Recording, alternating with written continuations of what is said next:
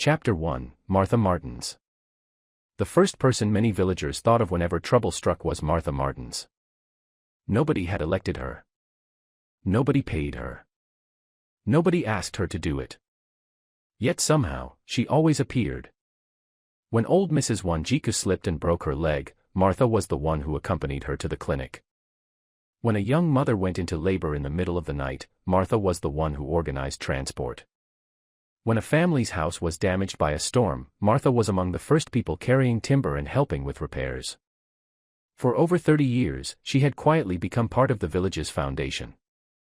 Not because she was obligated to. Because she cared. At 67 years old, Martha lived alone in a comfortable home near the edge of the village.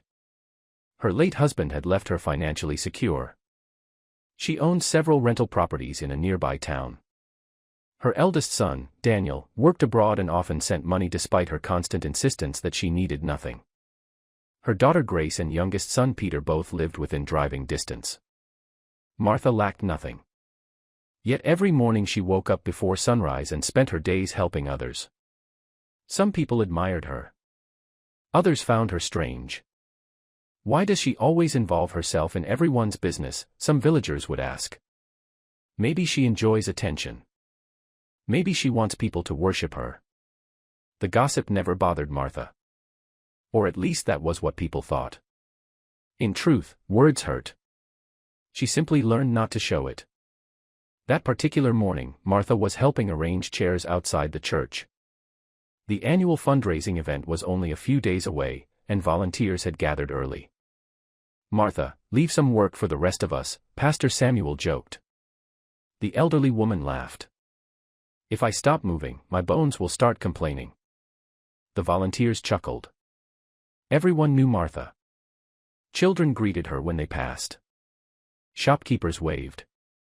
Teachers stopped to exchange pleasantries. She belonged everywhere. As she adjusted a row of chairs, her phone rang. It was Grace. "Good morning, Mother." "Good morning, my dear. Have you eaten?" Martha smiled. "Not yet." A familiar sigh came through the phone. "Mother, one day you'll learn to take care of yourself before taking care of everyone else." Martha laughed softly. "I've heard that speech before. And you'll hear it again." The call ended a few minutes later. Martha returned to her work. Across the church compound, another pair of eyes watched her carefully. Rebecca Keeter. The chief's wife. A polite smile rested on Rebecca's face. To everyone else, she appeared friendly. Supportive. Respectful. But beneath that smile lived something darker. Jealousy. For years she had watched villagers praise Martha. Whenever people needed advice, they sought Martha. Whenever they needed help, they sought Martha. Whenever they spoke about kindness, they mentioned Martha.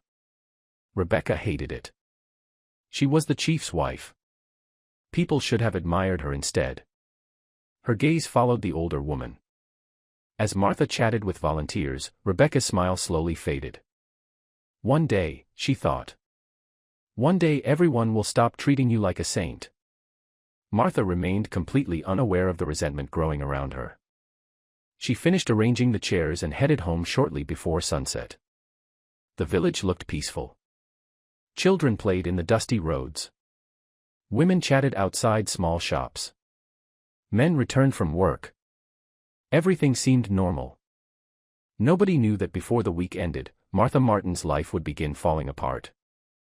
And nobody knew that the same village that greeted her warmly today would soon call her something she had never been. A thief. Chapter 2, Missing Money. 3 days later, the church compound buzzed with activity. The annual fundraising event had attracted nearly the entire village. Rows of plastic chairs filled the compound. Children ran around excitedly. Women arranged food under tents while church elders counted donations. By evening, the event was declared a success. Thousands of shillings had been collected to help complete the church's new hall. Everyone returned home happy. Nobody suspected anything was wrong. Until the next morning. Pastor Samuel stared at the empty cash box in disbelief. His hands trembled. No. No. This can't be right. The church treasurer rushed over. What happened? The money. What about it? It's gone. The treasurer froze. What do you mean it's gone? The entire collection. Panic spread quickly. Within an hour, church elders had gathered inside the office. Every drawer was checked. Every cabinet opened. Nothing. The money had vanished. News traveled through the village like wildfire. By noon, everyone was talking about it. A thief stole church money. Who could do such a thing? Maybe someone from outside the village. No outsider would know where it was kept. People began sharing theories. Then someone remembered something. Martha was one of the last people here. The statement caused several heads to turn. Another villager nodded. I saw her arranging things near the office. Me too. She was here late. The comments continued. At first, nobody directly accused her. But the seed had already been planted. Across the village, Rebecca Keeter listened quietly as people discussed the theft. A smile almost escaped her lips. Almost. Instead, she shook her head sadly. This is terrible. It really is, another woman agreed. Rebecca lowered her voice. Still. The women leaned closer. What? Rebecca sighed. I hate saying this, but isn't it strange? What is? Martha always seems to be nearby whenever things disappear. Silence followed. The women exchanged glances. Rebecca immediately raised her hands. Oh, I'm not accusing her. Of course not. I just find it strange. The damage was already done. By evening, dozens of villagers were repeating the same observation. Martha was always nearby. Martha was always involved. Martha always seemed to know what was happening. Meanwhile, Martha herself remained unaware of the growing rumors.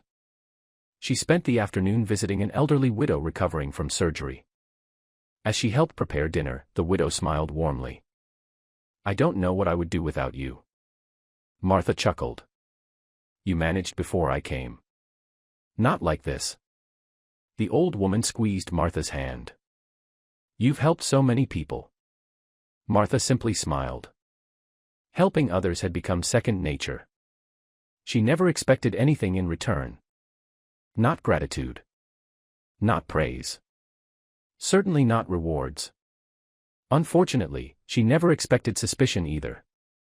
That evening, Grace stopped by unexpectedly. She looked troubled. Martha noticed immediately. What's wrong? Grace hesitated. Mother. The pause made Martha uneasy. What is it? The church money. Martha frowned. What about it? It was stolen. The older woman's eyes widened. Stolen. Grace nodded. Martha immediately looked concerned. That's terrible. A strange expression crossed Grace's face. Something between worry and uncertainty.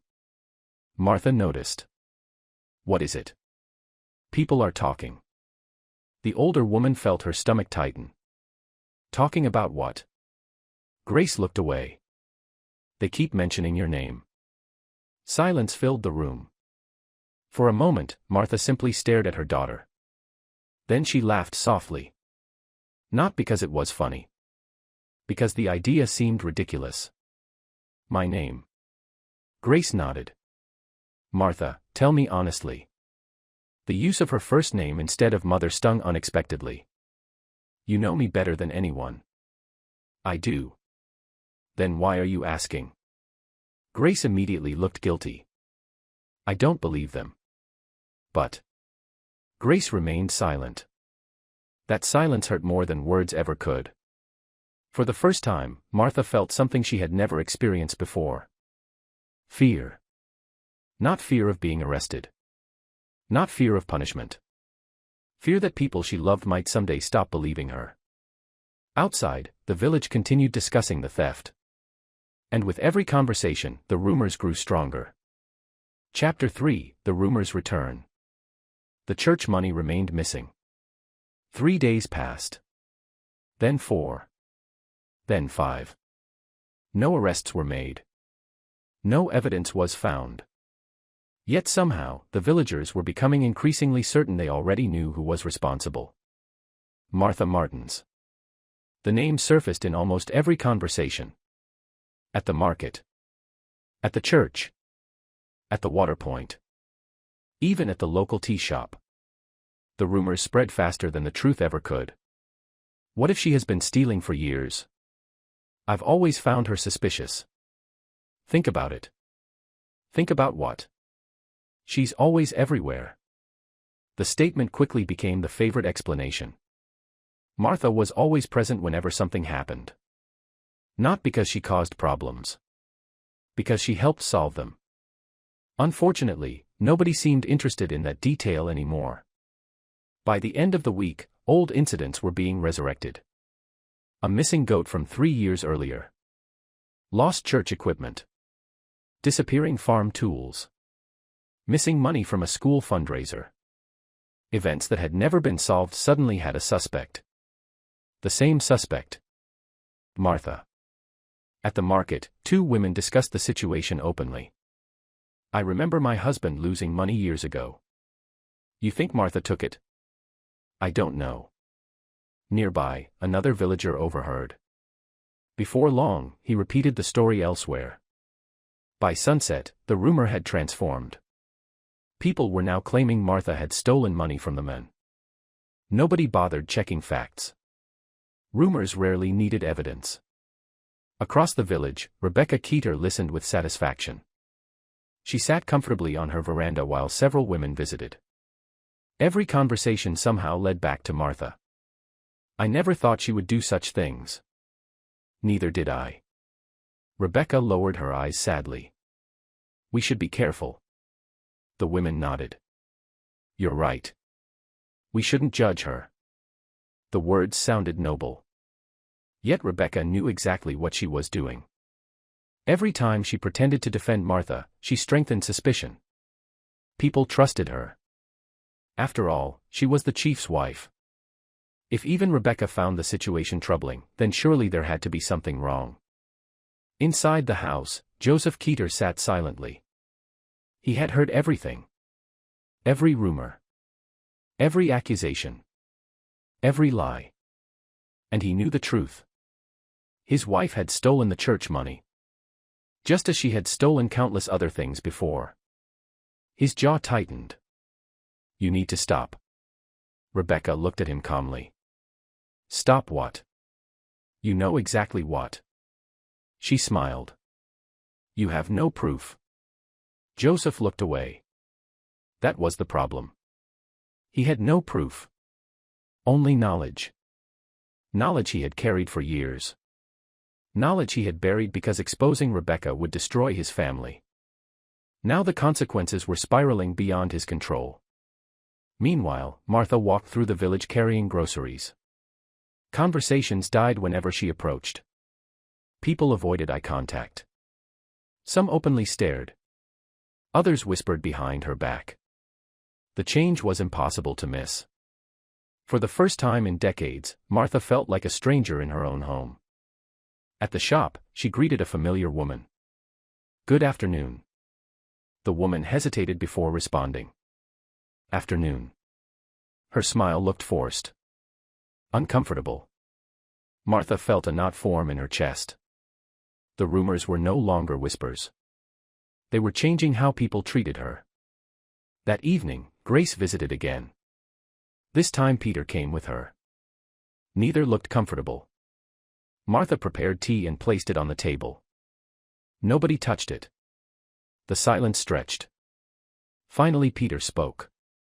Mother. Martha looked at him. Yes. We need to ask something. The seriousness in his voice immediately worried her. What is it? Peter exchanged a glance with Grace. Then he asked the question she never imagined hearing from her own child. Have you ever stolen anything? The room fell silent. Martha stared at him. Surely she had heard wrong. What? Peter swallowed hard. We just want the truth. Grace quickly added. We're not accusing you. But the damage had already been done. The question itself was an accusation. A painful one. Martha looked from one child to the other. The children she had raised. The children she had sacrificed for.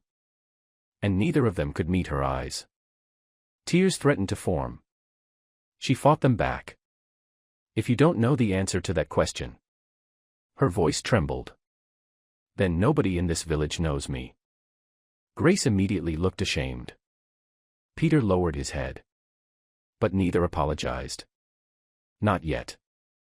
After they left, Martha remained seated alone. The untouched tea sat on the table. The house felt unusually quiet. For years, she had worried about what strangers thought. Now she realized something worse. The rumors were no longer reaching her neighbors. They were reaching her family. And that frightened her more than any accusation ever could. Chapter 4: A Mother's Pain. The next morning, Martha woke up before sunrise. Sleep had been impossible. Every time she closed her eyes, she heard Peter's question. Have you ever stolen anything? The words replayed over and over again. Not because they came from a stranger. Because they came from her son. She sat quietly on the edge of her bed and stared at the darkness outside her window. For years, she had accepted criticism from the community. People talked. People judged. People gossiped. That was life. But she had always believed her children knew her heart. Now she wasn't so sure. A knock on the door interrupted her thoughts. It was old Mrs. Jerry. The elderly woman looked worried. My blood pressure medicine is finished. Martha immediately stood. I'll take you to the clinic. Mrs. Jerry hesitated. You don't have to. Martha smiled. I know. Half an hour later, they were on their way. As they walked through the village, Martha noticed people watching. Not greeting. Watching. Some conversations stopped when she approached. Others continued in hushed whispers. The rumors had become impossible to ignore. At the clinic, Martha helped the elderly woman register and collect her medication. While they waited, 2 nurses stood nearby. They weren't speaking quietly enough. I heard she's the one who stole the church money. I heard that too. Martha froze. Neither nurse realized she had heard them. The conversation continued. They say there were other thefts before.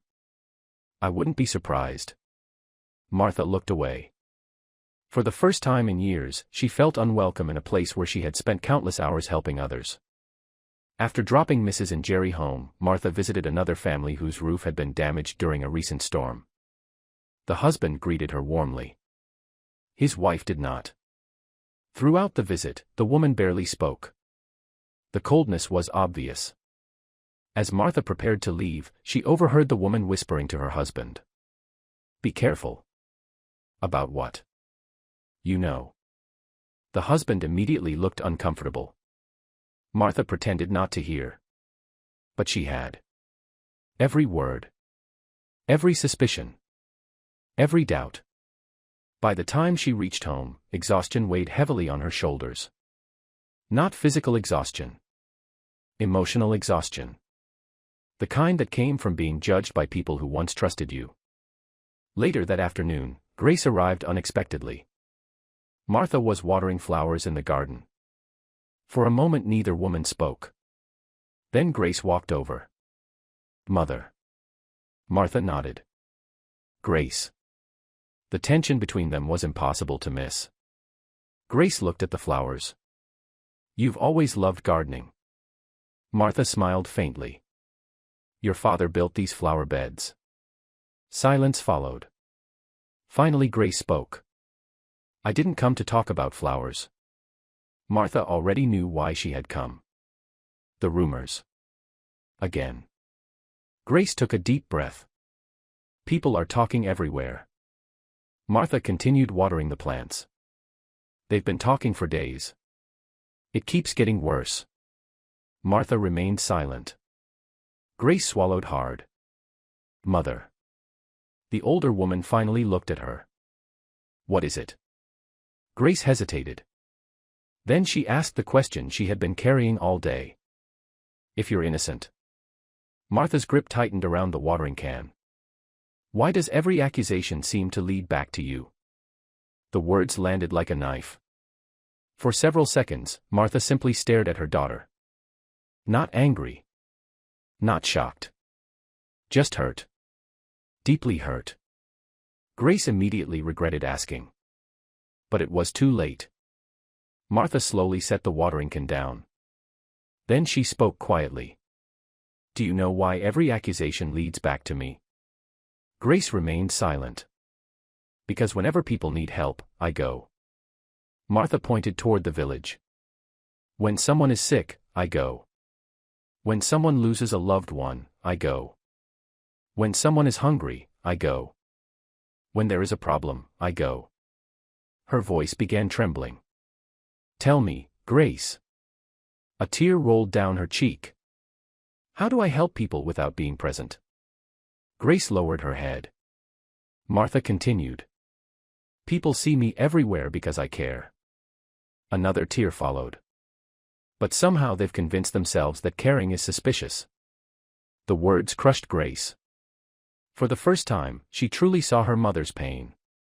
Not the accusations. The betrayal. Martha wiped her eyes. Then she forced a smile. Don't worry. Mother. I'll be fine. But Grace could tell she was lying. After she left, Martha remained in the garden alone. As darkness settled over the village, she sat quietly among the flowers her husband had planted years ago. For the first time in her life, she felt completely alone. And somewhere else in the village, Rebecca Keeter smiled. Her plan was working. The village was beginning to turn against Martha. Even her own children were helping it happen. Chapter 5, Another Theft. The clinic theft happened 4 days later. By then, the rumors surrounding Martha Martins had become the village's favorite topic. Every conversation eventually returned to her. Every theory somehow included her. Every missing item from the past suddenly seemed connected to her. Martha tried to ignore it. Unfortunately, the rumors refused to ignore her. That morning, Nurse Lydia arrived at the clinic earlier than usual. The delivery truck carrying medicine was expected later that afternoon, and she wanted to organize storage space. As she unlocked the medicine room, something immediately felt wrong. The door wasn't completely closed. Her stomach tightened. She pushed it open. The shelves inside looked unusually empty. Lydia frowned.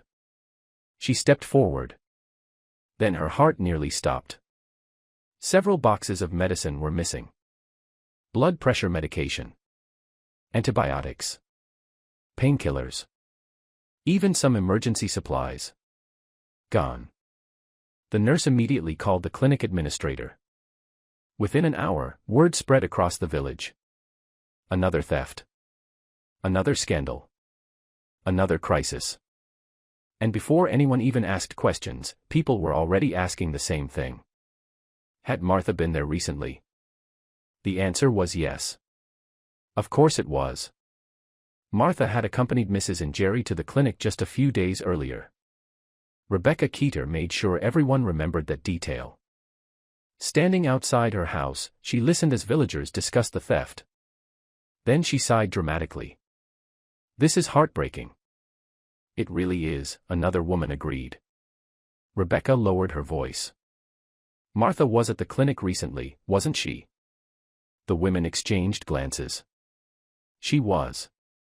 I saw her. So did I. Rebecca shook her head. I'm not accusing anyone. But she knew exactly what would happen next. The seed had already been planted. By lunchtime, half the village was discussing Martha again. Meanwhile, Martha was completely unaware of the latest accusations. She spent the morning helping organize food for a family whose father had recently passed away. As she worked alongside other women, she noticed something strange. People kept looking at her, whispering, avoiding her. The atmosphere felt wrong. Eventually one of the women pulled her aside. "Martha." "Yes." "You haven't heard?" "Heard what?" The woman hesitated. Then she spoke carefully. "The clinic was robbed." Martha's eyes widened. "What?" "Medicine was stolen." Shock filled her face. "Oh no." The woman nodded. Then came the uncomfortable silence. The kind that carried unspoken words. Martha immediately understood. "They think I did it." The woman looked away. That was answer enough. For a moment, Martha simply stood there. Tired. Not angry. Just tired. The accusations were becoming predictable. Something disappeared. People blamed Martha. Life moved on. Except this time felt different. This time the rumors were spreading faster. And reaching further. That evening, Peter arrived at her house. Unlike Grace, he didn't bother pretending everything was normal. His face was tense from the moment he entered. "The clinic medicine." Martha sighed. "What about it?" "You know people are talking." "I know." Peter sat down heavily.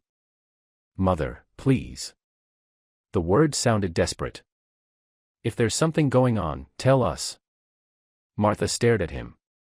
"Tell you what?" "The truth." A long silence followed. Then Martha laughed softly. Not because anything was funny. Because she could no longer understand the situation. "The truth." Her eyes filled with tears. Peter looked uncomfortable. "The truth is that I have buried friends here." She continued. "I have helped raise children who are now adults. The truth is that I have spent decades serving people." Her voice broke. "And now even my own son looks at me like a criminal." Peter immediately looked ashamed. "Mother, that's not what I meant." "Then what did you mean?" He couldn't answer. Because deep down, he wasn't completely sure anymore. That realization hurt Martha more than anything. After Peter left, she sat alone in her living room. The house felt emptier than usual. The silence felt heavier. Outside, villagers continued discussing the theft. Inside her home, Martha struggled with a painful question. How long could she keep defending herself against accusations that never ended? And somewhere in the village, Rebecca Keeter carefully hid the stolen medicine. A satisfied smile spread across her face. Everything was proceeding exactly as planned. The village was no longer asking whether Martha was guilty. They were only waiting for proof. Chapter 6, Rebecca's Game. Rebecca Keeter had spent years perfecting her craft. She never stole carelessly. She never acted out of desperation. Every theft was planned. Every risk was calculated. Most importantly, every crime had a scapegoat. For years, that scapegoat had been Martha Martins. Not openly. Not directly. Just enough to create doubt. A whisper here. A suggestion there. A carefully placed coincidence. Rebecca understood something most people didn't. You didn't need evidence to destroy a reputation. You only needed suspicion. And once suspicion took root, people would create their own evidence. That evening, Rebecca sat comfortably in her living room while Joseph Keeter stared at her from across the room. His patience was running out. "You need to stop." Rebecca didn't even look up from her tea. "Stop what?" "You know exactly what." She smiled. "You've been saying that for years." Joseph's jaw tightened. "This has gone too far." "Has it?" "You stole from the clinic." Rebecca finally looked at him. "Can you prove it?" Silence. That was always her answer. And it was always effective. Joseph knew. But knowing and proving were different things. Rebecca leaned back. "The village already believes Martha is guilty. That doesn't make it right." She laughed. "Right. Her eyes narrowed. Tell me, Joseph, when was the last time anyone praised me for helping this village? The chief frowned. What does that have to do with anything? Everything. Rebecca stood. For years she had watched Martha become the village's favorite person. People sought Martha's advice. People trusted Martha. People respected Martha. Meanwhile, Rebecca remained nothing more than the chief's wife. I got tired of hearing her name. Joseph stared at her in disbelief. You're doing all this because you're jealous? Rebecca's face darkened. Everyone worships her. Nobody worships her. They do.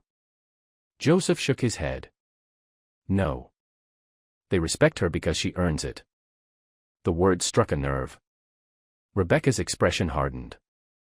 For a brief moment, Joseph saw something frightening in her eyes. Hatred. Pure hatred. Then it disappeared. The smile returned. As if it had never been there. Across the village, Martha sat alone on her veranda. The sun was beginning to set. Normally this was her favorite time of day. The quiet. The breeze. The beauty of the village. Today she couldn't enjoy any of it. Her thoughts kept returning to her children. Grace. Peter. The doubt in their eyes. The hesitation. The questions. The uncertainty. She could survive gossip. She could survive rumors. But losing the trust of her children felt unbearable. Her phone rang. A smile immediately appeared. Daniel. Her eldest son.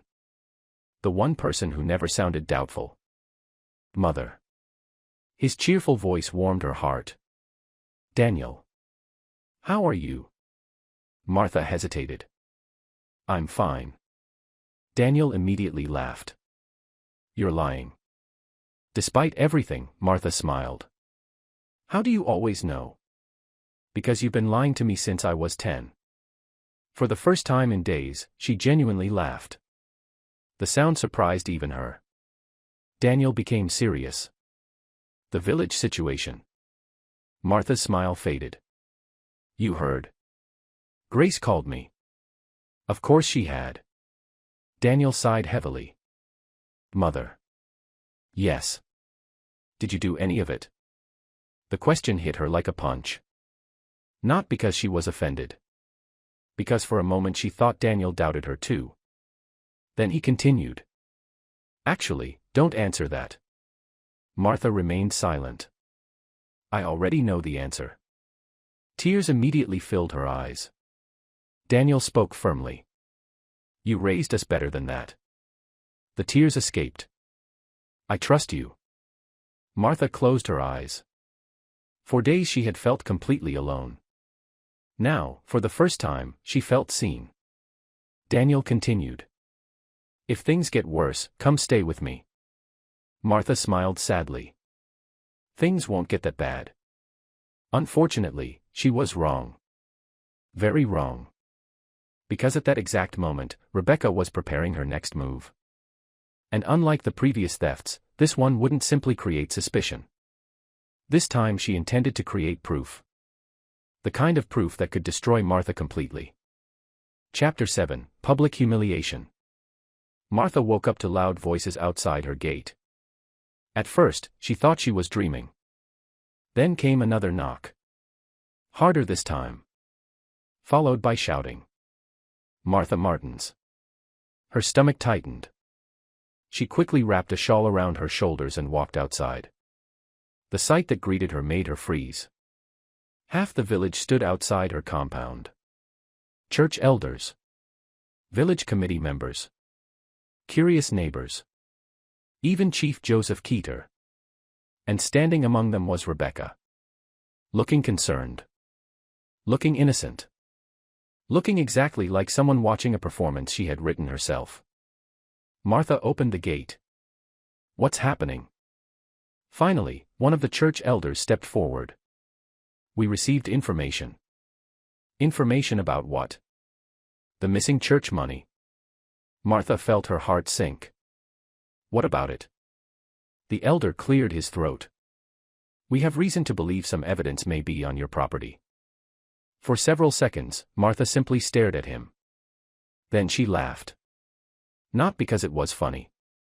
Because the accusation sounded ridiculous. "You want to search my house?" Nobody laughed with her. The realization hit immediately. They were serious. Very serious. Martha slowly looked around. Dozens of faces stared back. Some curious. Some suspicious. Some openly hostile. Among them she spotted Grace. And Peter. Neither looked happy. But neither spoke. The elder continued. "If you're innocent, then you have nothing to worry about." Those words always sounded reasonable when directed at someone else. Not when directed at you. Martha's chest tightened. She turned toward her children. Neither could meet her eyes. That hurt more than anything. Slowly, she stepped aside. Search. The villagers entered. One room after another. Cabinets were opened. Drawers emptied. Boxes inspected. People wandered through the home she had spent decades building. Strangers touched her belongings. Opened personal items. Examined private documents. Martha stood outside and watched. Humiliation burned through her body. She had helped many of these people. Now they looked at her like a criminal. An hour passed. Then another. Nothing was found. Not a single shilling. Not a single stolen item. Nothing. The crowd began growing restless. Whispers spread. Maybe they had been wrong. Maybe Martha really was innocent. For the first time that day, Martha felt a small sense of relief. Then one of the men shouted, "I found something." The crowd immediately rushed toward him. Martha followed. The man emerged from a storage room holding a small envelope. The church treasurer's face turned pale. "I know that envelope." Silence fell. The envelope belonged to the church. Martha stared at it. Confused. "I've never seen that before." Nobody responded. The elder carefully opened it. Inside were several deposit slips linked to church funds. Not the stolen money. But enough to create suspicion. Enough to make people talk. Enough to make Martha look guilty. Rebecca lowered her eyes.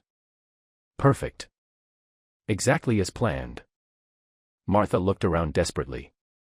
Someone planted that. The words sounded weak. Even to her. The crowd remained silent. The treasurer shook his head. "How would church documents end up in your house?" "I don't know." The answer sounded pathetic. Because it was the truth.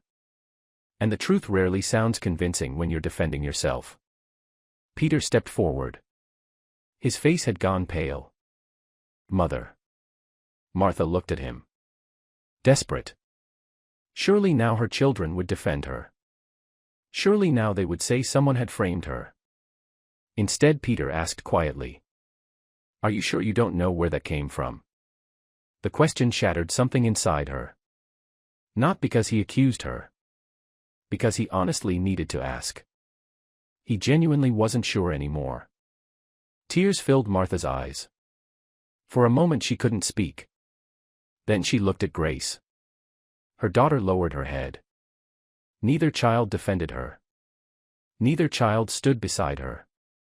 And in that moment, Martha felt more alone than she ever had in her life. The crowd slowly dispersed. Some people left convinced of her guilt. Others left uncertain. But almost nobody left believing she was innocent. That evening, Martha sat alone in her living room. The house felt violated. Not because people had searched it. Because people she loved had watched it happen. And done nothing. Outside, Rebecca returned home smiling. Her plan had worked. The village no longer suspected Martha. They believed her. And the difference was dangerous. Because suspicion could be questioned. Belief rarely was. Meanwhile, Chief Joseph Keeter sat silently on his veranda. For the first time, fear crept into his heart. Not fear for Martha. Fear for what would happen when the truth finally came out. Because sooner or later, lies always demanded payment. And when that day arrived, the entire village would discover just how expensive this one had become. Chapter 8: Isolation. The days following the search felt endless.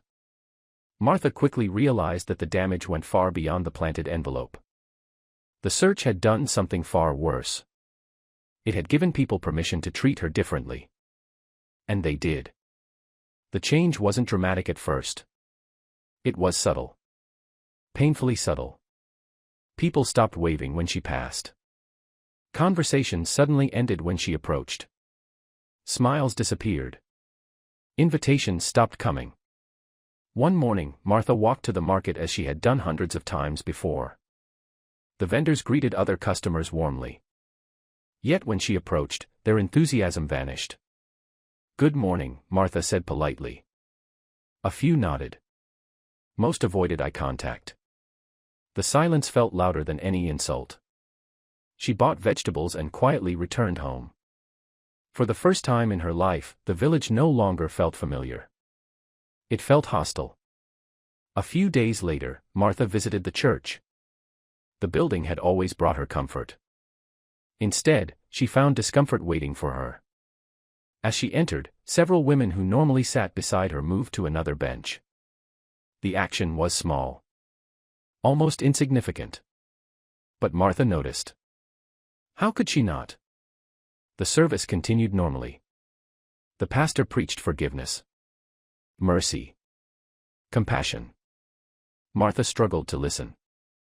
Because none of those things seemed to exist for her anymore. After the service ended, people gathered outside. Normally she would have stayed and chatted. This time she left immediately. Nobody stopped her. Nobody called her back. Nobody asked if she was okay. That hurt. At home, the loneliness deepened. Days passed without visitors. The same people who once came seeking advice now kept their distance. The same people she had helped for years suddenly behaved as if she carried a contagious disease. Even children were beginning to avoid her. One afternoon, Martha sat on her veranda watching several youngsters play nearby. She smiled and waved. The children immediately ran toward their mothers. One woman pulled her son closer. Another whispered something into her daughter's ear. The children stopped looking at Martha. The smile slowly disappeared from her face. She looked away before anyone noticed the tears forming in her eyes. That evening, Grace arrived unexpectedly. The moment she stepped inside, she noticed how quiet the house felt. Too quiet. "Mother." Martha emerged from the kitchen. A smile appeared immediately. The kind of smile mothers use when they don't want their children to worry. "Grace. How have you been?" "I'm fine." Grace knew that answer wasn't true. The evidence surrounded her. The untouched sitting room. The empty veranda. The silence. Martha had always been busy. Always surrounded by people. Now she seemed alone. Painfully alone. Grace sat down. "Has anyone visited recently?" Martha hesitated. Then smiled. "A few people." The lie sounded weak. Grace knew it. Martha knew it. Neither addressed it. For a while they discussed ordinary things. The weather. Family. Daniel. Anything except the rumors. Eventually Grace stood to leave. As she reached the door, Martha suddenly spoke. "Grace." Her daughter turned. "Yes." Martha looked away. As though struggling to ask the question. Then finally she said it. "Do you still believe I stole those things?" The room fell silent. Grace's heart sank. She hadn't expected the question. Not directly.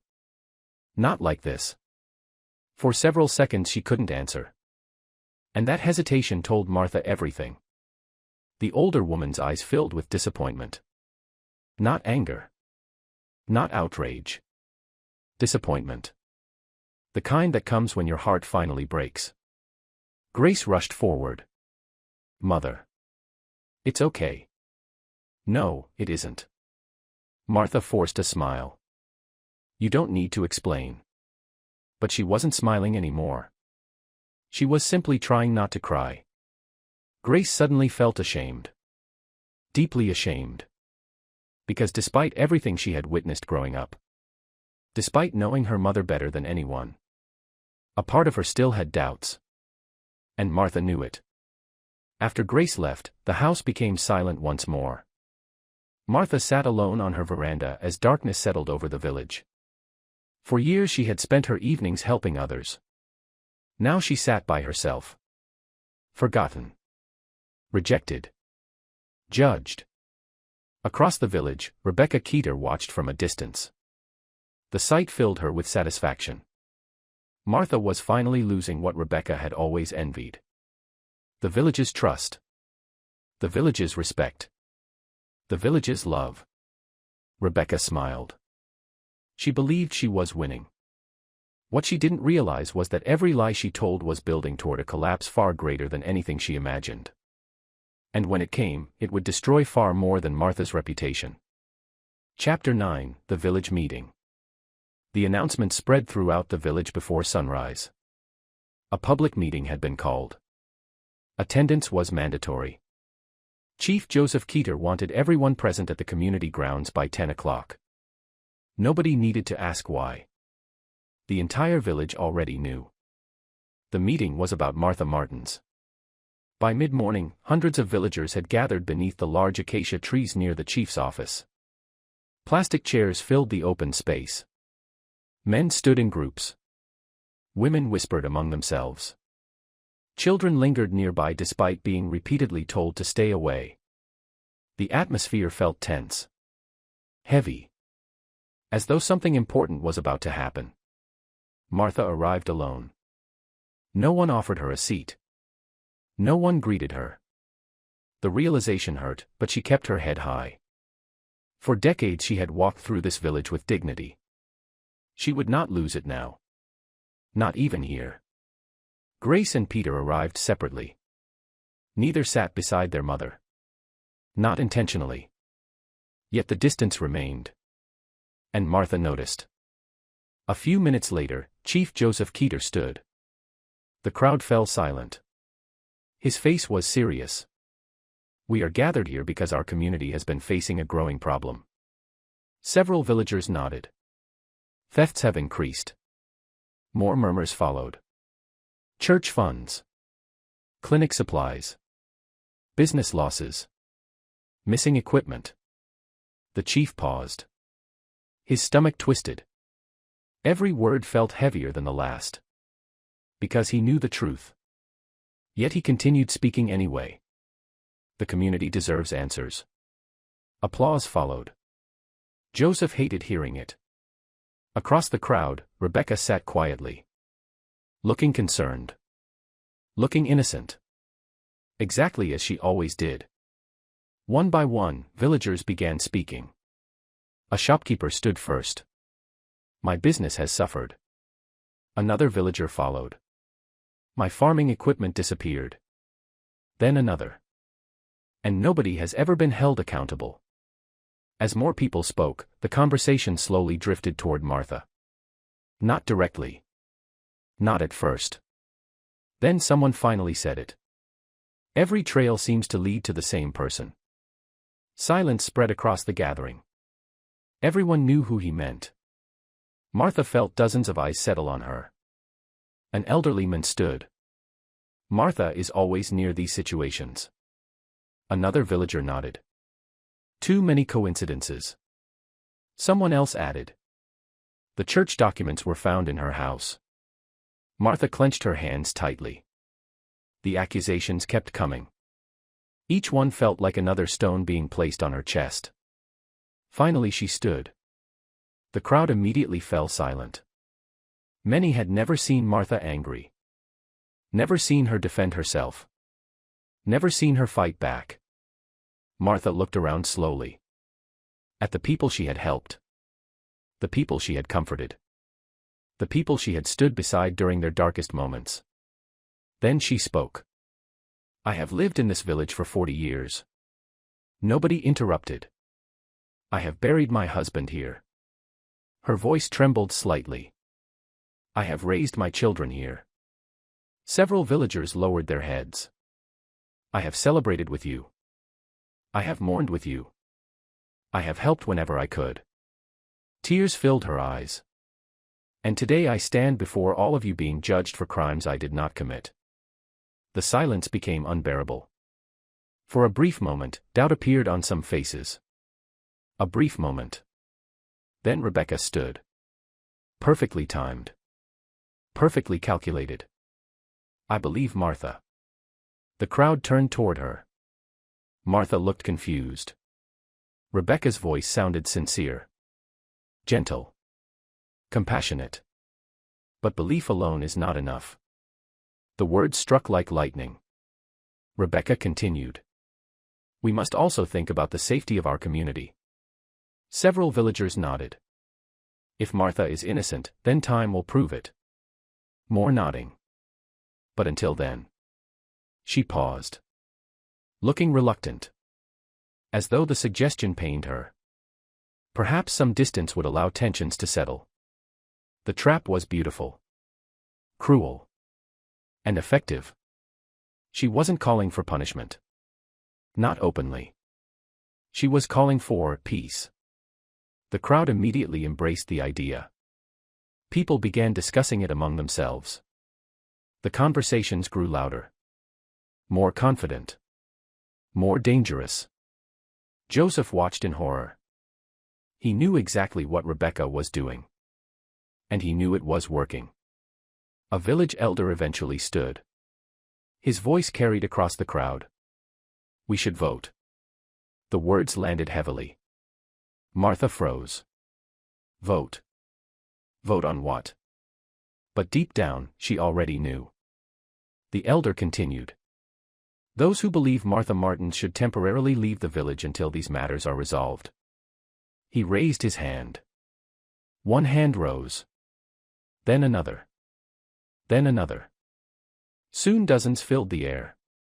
Martha stared in disbelief. People she knew. People she loved. People she had helped. Voting against her. She searched the crowd desperately. Looking for familiar faces. Looking for support. Anyone. Then her eyes found Grace. Her daughter sat motionless. Not raising her hand. But not lowering the others either. Peter remained equally silent. Neither defended her. Neither fought for her. And somehow that hurt more than all the raised hands combined. By the time the vote ended, the outcome was clear. The village had made its decision. Martha Martins no longer belonged among them. As the meeting dissolved into conversation, Martha remained standing. Alone. For the first time in 40 years, she felt like a stranger in the place she called home. And deep inside, something finally began to break. Chapter 10, Exile. The meeting ended. The damage remained. Groups of villagers slowly dispersed from the community grounds. Some looked guilty. Others looked relieved. A few even appeared satisfied. Nobody approached Martha. Nobody apologized. Nobody explained. They simply left. One by one. Until she stood alone beneath the acacia tree. The same tree where she had once organized charity drives. The same tree where she had helped raise money for struggling families. The same tree where people once sought her advice. Now it stood as a witness to her humiliation. Martha slowly began walking home. The journey felt longer than usual. People watched from their compounds. Some stared openly. Others pretended not to notice her. The silence followed her the entire way. By the time she reached her house, she felt exhausted. Not physically. Emotionally. The kind of exhaustion that settles deep inside the soul. She unlocked the door and stepped inside. For several minutes, she simply stood there. Looking around.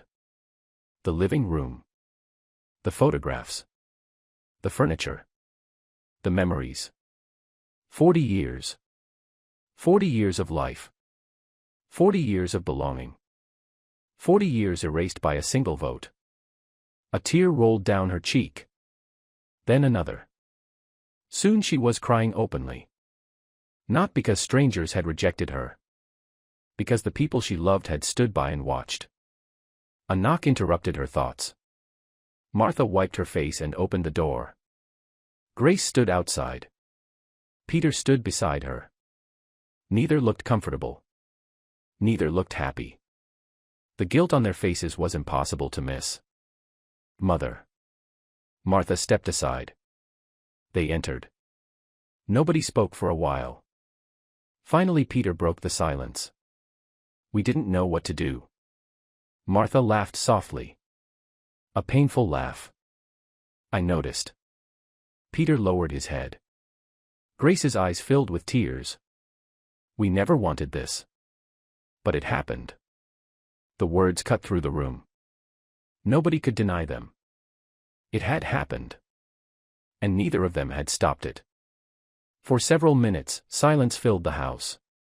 Then Martha stood. I'm leaving. Both children looked up. What? I'm leaving tomorrow. The words sounded calm. Too calm. As though she had already accepted everything. Grace immediately shook her head. Mother. The village made its decision. Martha. No. The use of her name instead of mother hurt. Grace immediately noticed. And flinched. Martha continued. I'm tired. Her voice finally cracked. I'm tired of defending myself. Nobody spoke. I'm tired of proving who I am. Another tear escaped. I'm tired of people deciding who I am without asking me. Grace began crying. Peter looked devastated. But neither had an answer. Because Martha was right. Later that evening, after her children left, Martha picked up her phone. Her finger hovered over Daniel's number. Then she called. He answered immediately. Mother. Martha's composure finally collapsed. The moment she heard his voice, she started crying. Daniel sat upright instantly. What happened? For several seconds, she couldn't speak. Then she whispered. They voted. Silence. Daniel understood immediately. His voice hardened. When are you coming? Martha wiped her eyes. I haven't decided. Tomorrow. The answer came without hesitation. Daniel. Tomorrow. His tone softened. You've spent your entire life taking care of everyone. Another tear rolled down Martha's cheek. Come, let someone take care of you. For the first time since the meeting, Martha smiled. A genuine smile. Small. Fragile. But real. The next morning, the village woke to an unusual sight. Martha Martins was leaving. One suitcase. One handbag. 40 years reduced to a few belongings. Several villagers watched from a distance. Nobody approached. Nobody offered help. Grace and Peter stood near the car. Their eyes were swollen from crying. Martha hugged them both. Despite everything. Despite the pain. Despite the betrayal. She still loved them. A mother always would. Then she climbed into the vehicle. The engine started. Slowly, the car pulled away. Martha looked through the window as the village disappeared behind her. The church. The market. The clinic. The roads she had walked for decades. The people she had served. The home she had loved. All fading into the distance. For a brief moment, she wondered if anyone would miss her. Then she looked forward. Toward a new life. Toward Daniel. Toward peace. Behind her, the village believed it had finally gotten rid of its thief. None of them realized they had just driven away the person holding them together. And none of them knew that their real problems were only beginning. Chapter 11, Celebration. The morning after Martha Martins left, the village felt unusually peaceful. At least that's what many people believed. The rumors had stopped. The arguments had stopped. The tension had stopped. The woman everyone blamed was gone. Surely things would return to normal now. At the market, villagers discussed the situation openly. I think we finally made the right decision. So do I. If she was innocent, she wouldn't have left. The comments spread quickly. People were eager to convince themselves they had done the right thing. After all, admitting they had made a mistake would be uncomfortable. Much easier to believe Martha was guilty. At the chief's residence, Rebecca Keeter sat on her veranda drinking tea. For the first time in weeks, she looked relaxed. Satisfied. Victorious. Joseph watched her quietly. The sight made him sick. You look happy. Rebecca smiled. I am. Joseph shook his head. A woman lost her home. Rebecca shrugged. She'll survive. The casual response stunned him. How can you say that? Rebecca placed her cup down. Because she brought this on herself. Joseph stared at her. Even now. Even after everything. She refused to acknowledge the damage she had caused. The chief stood and walked away. For the first time in his marriage, he found it difficult to look at his wife. Meanwhile, Grace spent the morning staring at her phone. The house felt strangely empty. She kept expecting Martha to call. To complain. To cry. To be angry.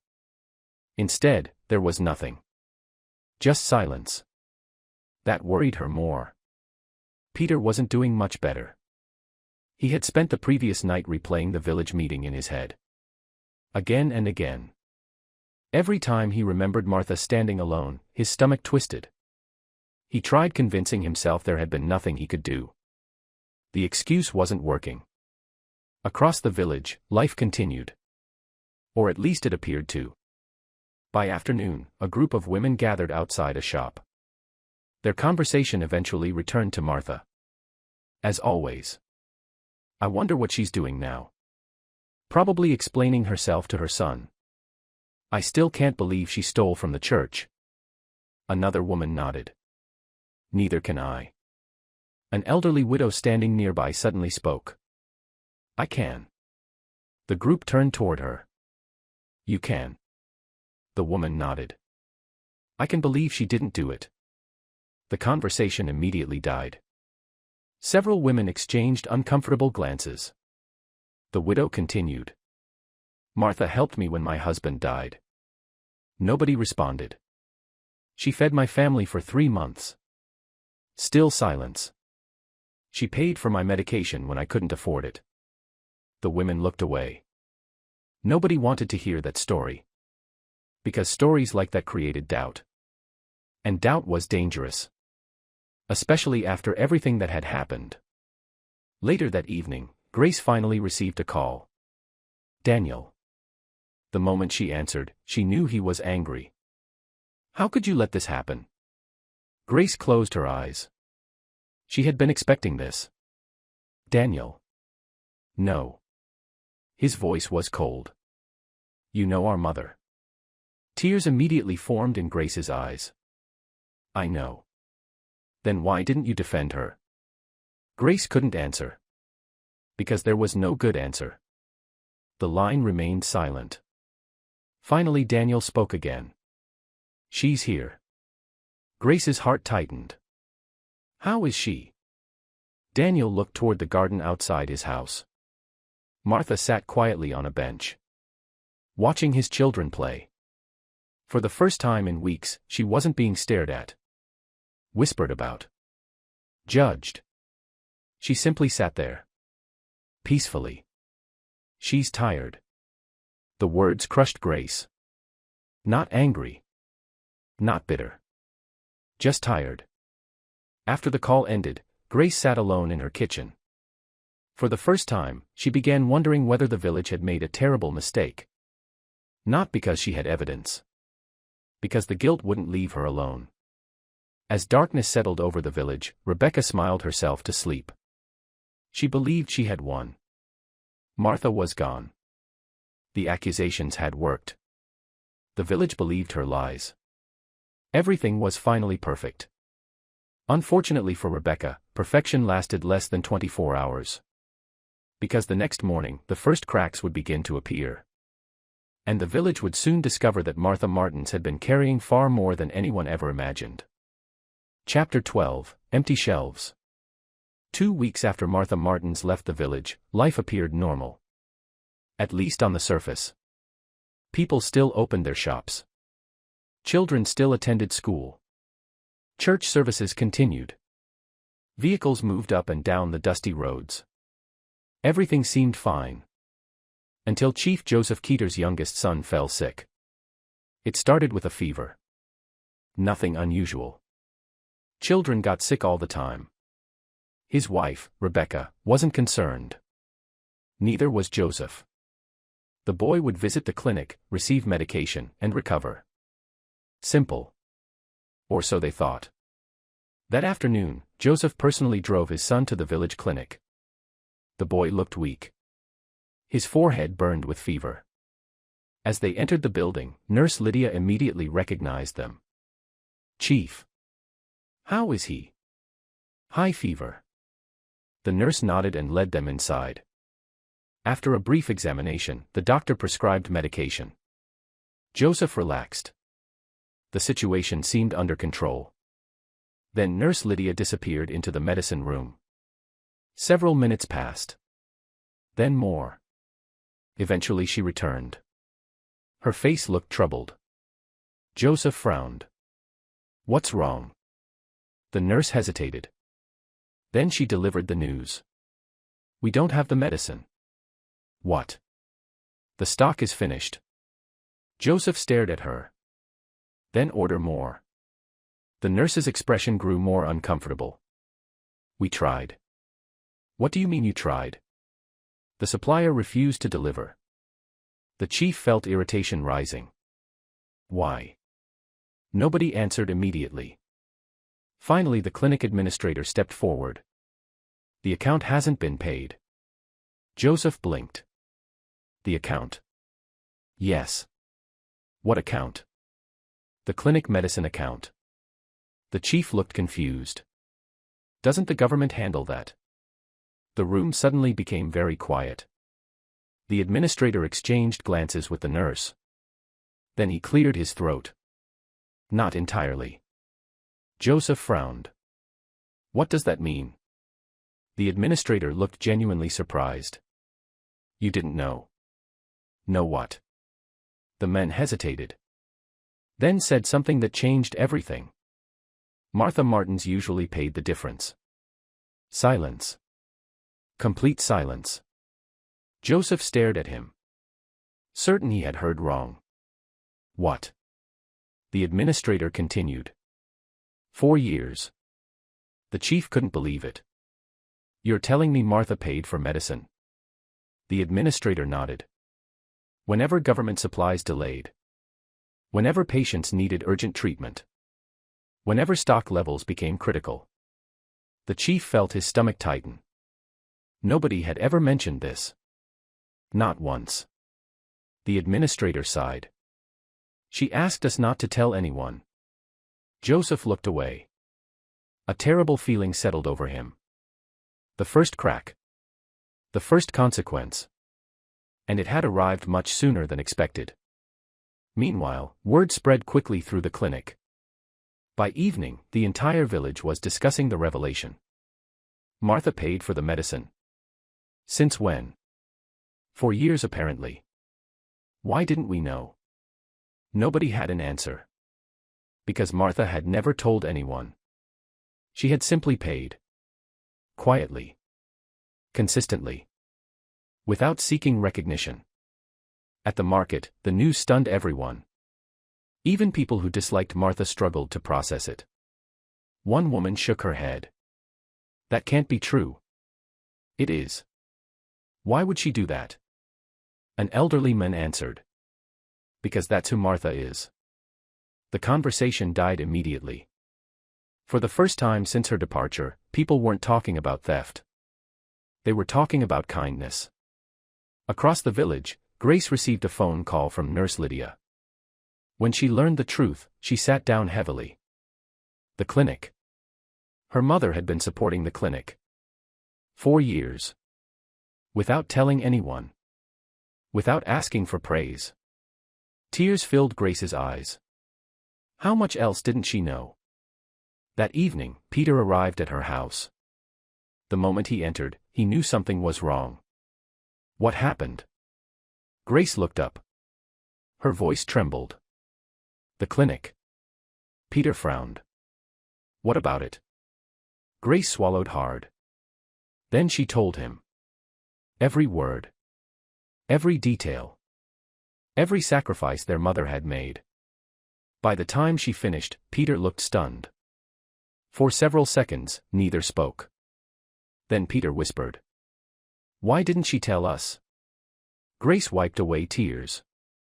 Because she wasn't doing it for recognition. The words hit both of them hard.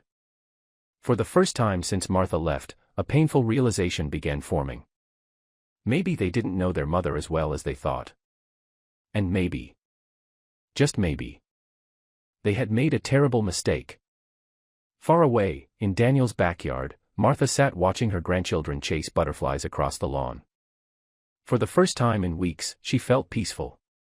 She had no idea that back home, the first pieces of the truth were finally beginning to emerge. And she certainly didn't know that the village's regret had only just begun. Chapter 13, The First Shock. The revelation about the clinic dominated conversations throughout the village. Everywhere people gathered, Martha Martin's name resurfaced. But this time, the conversations sounded different. The accusations were softer. The certainty was fading. Questions were beginning to replace judgment. At the chief's office, Joseph Keeter sat silently behind his desk. The clinic administrator's words still echoed in his mind. 4 years. Not months. Not occasionally. Years. Joseph leaned back heavily. The guilt was becoming difficult to ignore. Because unlike the rest of the village, he knew the truth. He knew Martha had been framed. And now he was watching innocent sacrifices emerge one by one. Each revelation felt like another stone pressing against his conscience. Across the village, Grace couldn't stop thinking about her mother. The clinic wasn't a small thing. People depended on that place. Children. Pregnant women. The elderly. Yet Martha had quietly carried part of that burden without ever mentioning it. Why? The question refused to leave her mind. That afternoon, she decided to visit Nurse Lydia. Maybe there was something she didn't know. Something she had missed. The nurse welcomed her warmly. After exchanging greetings, Grace finally asked, "How long has my mother been helping the clinic?" Nurse Lydia smiled sadly. Longer than most people realize. Grace felt her throat tighten. What do you mean? The nurse opened a drawer and pulled out several files. You should see this. Grace stared at the documents. Payment records. Receipts. Invoices. Dozens of them. Her eyes widened. Some were years old. Very old. The nurse pointed to one. A little girl needed surgery. Another. A pregnant woman needed emergency transport. Another. A man required treatment after an accident. Grace felt tears gathering. Each page carried the same name. Martha Martins. Again. And again. And again. The nurse shook her head. Your mother saved lives. Grace covered her mouth. She had always known Martha was generous. But she had never imagined this. Never. As she left the clinic, another thought struck her. If Martha had hidden this much, what else had she hidden? Meanwhile, Peter was experiencing a similar shock. Earlier that morning, he had visited the local secondary school. One of the teachers had requested help organizing a community event. During their conversation, Martha's name unexpectedly surfaced. The teacher smiled. Your mother will be missed. Peter nodded awkwardly. The teacher continued. Several students are worried. Peter frowned. Why? The teacher looked confused. You don't know. Know what? The teacher stared at him. Then realization dawned. Peter genuinely didn't know. Peter froze. What? The teacher nodded. Not just one or two. Several. The world seemed to stop. No. The teacher looked surprised. You didn't know. Peter shook his head slowly. The teacher pointed toward a nearby classroom. 3 students in there would have dropped out years ago without Martha. Peter couldn't move. His mother had never mentioned it. Not once. That evening, Grace and Peter met at her house. Both looked emotionally exhausted. The moment they sat down, Grace spoke first. The clinic. Peter immediately nodded. The school. Silence followed. Then they exchanged stories. Everything they had learned. Every receipt. Every payment. Every hidden sacrifice. When they finished, neither knew what to say. Finally Grace whispered. We never knew. Peter stared at the floor. No. The realization was devastating. Because while the village accused Martha of stealing, she had been giving. And while people questioned her character, she had been helping them. Quietly. Without recognition. Without praise. Without reward. Grace suddenly began crying. Peter looked away. His own eyes burned. How could we ask her those questions? Nobody answered. Because there was no answer. Only guilt. Heavy. Relentless guilt. At the same time, several villagers gathered outside the local shop. The clinic revelation had already unsettled them. The school revelation made things worse. An elderly man shook his head. Maybe we judged her too quickly. A woman immediately replied. Nobody spoke. Because for the first time, people weren't completely sure anymore. Not doubt about Martha. Doubt about themselves. Far away, Martha sat beneath a shade tree in Daniel's backyard. One grandchild rested against her shoulder. Another played nearby. Laughter filled the air. For the first time in weeks, she wasn't thinking about accusations. Or rumors. Or village meetings. She was simply enjoying peace. Unaware that back home, the foundation of every lie built against her was beginning to crack. And soon, those cracks would become impossible to hide. Chapter 14, Dry Taps. 3 days after the school revelation, the village faced another problem. This time everyone noticed immediately. There was no water. At first, people assumed it was a temporary interruption. A broken pipe. A delayed repair. Something simple. By midday, frustration had begun spreading. Women stood beside empty containers. Shop owners complained. Farmers grumbled. Children carried buckets back home without a drop. The village's main water system had stopped functioning. By evening, a crowd had gathered near the water project office. Everyone wanted answers. The water committee chairman looked exhausted. He had spent the entire day fielding complaints. Now he stood before an angry crowd. When will the repairs be completed? We need water. What are we supposed to do? The questions came from every direction. The chairman raised his hands. Please calm down. Nobody calmed down. Not until he finally shouted. The repairs have stopped because we have no money. Silence followed. People exchanged confused looks. No money. What do you mean no money? The chairman rubbed his forehead. The contractor stopped working. The account hasn't been paid. The crowd grew even more confused. Several villagers frowned. Doesn't the county government fund this? The chairman laughed bitterly. If only it were that simple. What does that mean? The chairman hesitated. Then he said the last thing anyone expected. Martha Martins usually covered the shortfall. The crowd froze. Again. Another silence. Another revelation. Another shock. What? The chairman nodded. 4 years. Nobody spoke. Certain they had misunderstood. The chairman continued. When pipes burst unexpectedly, Martha helped. When pumps failed, Martha helped.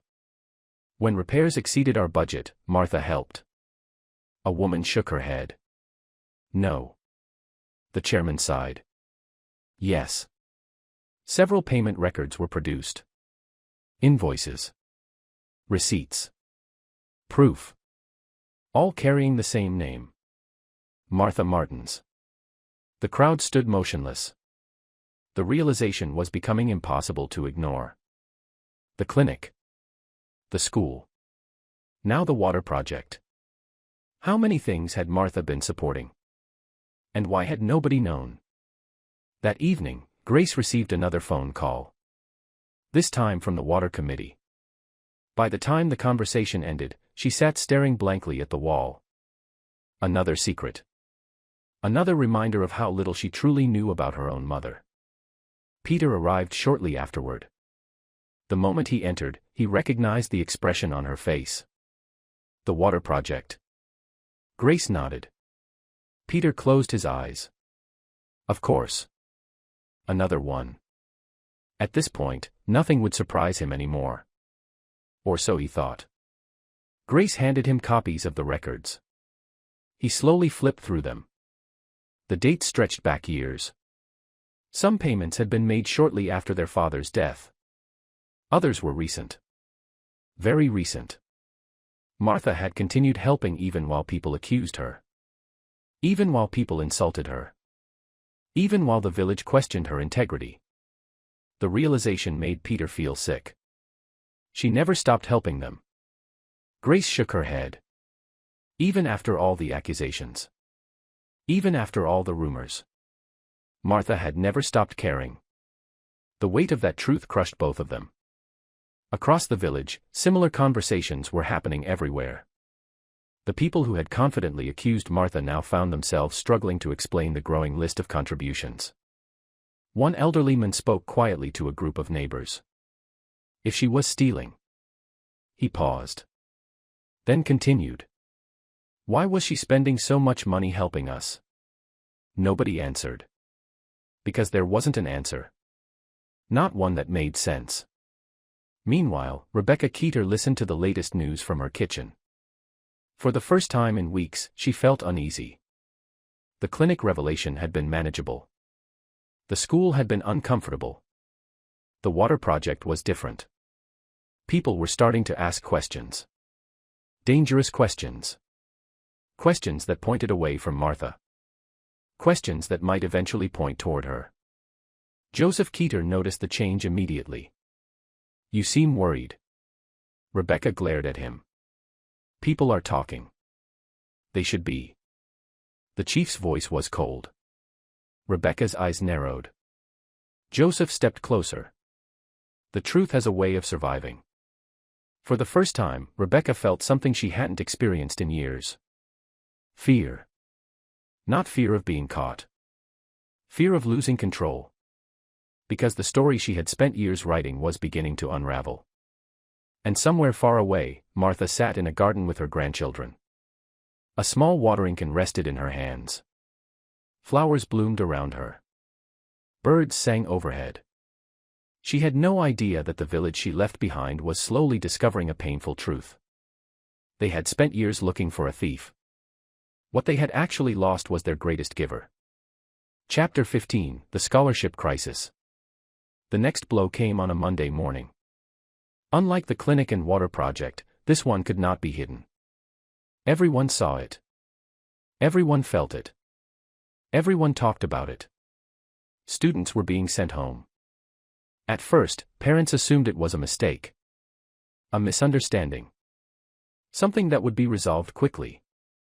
Then reality became painfully clear. School fees had not been paid. Several students stood outside the school gate holding their bags. Some cried. Others stared at the ground in embarrassment. The sight attracted attention immediately. Concerned parents gathered. Questions followed. Soon, the school's principal was forced to address the crowd. "I understand your frustration." The parents did not look understanding. One mother stepped forward. "Why are our children being sent home?" The principal sighed. "Because the sponsorship program has stopped." Silence followed. "What sponsorship program?" The principal looked genuinely surprised. "You didn't know?" The crowd exchanged confused glances. "Know what?" The principal swallowed. "For years, several vulnerable students have been sponsored." The crowd remained silent. Then came the name everyone was beginning to hear everywhere. Martha Martins. The words landed like a hammer. Again. Martha Martins. A father shook his head. "Not again." The principal nodded. "Yes. You mean Martha paid school fees for dozens of students?"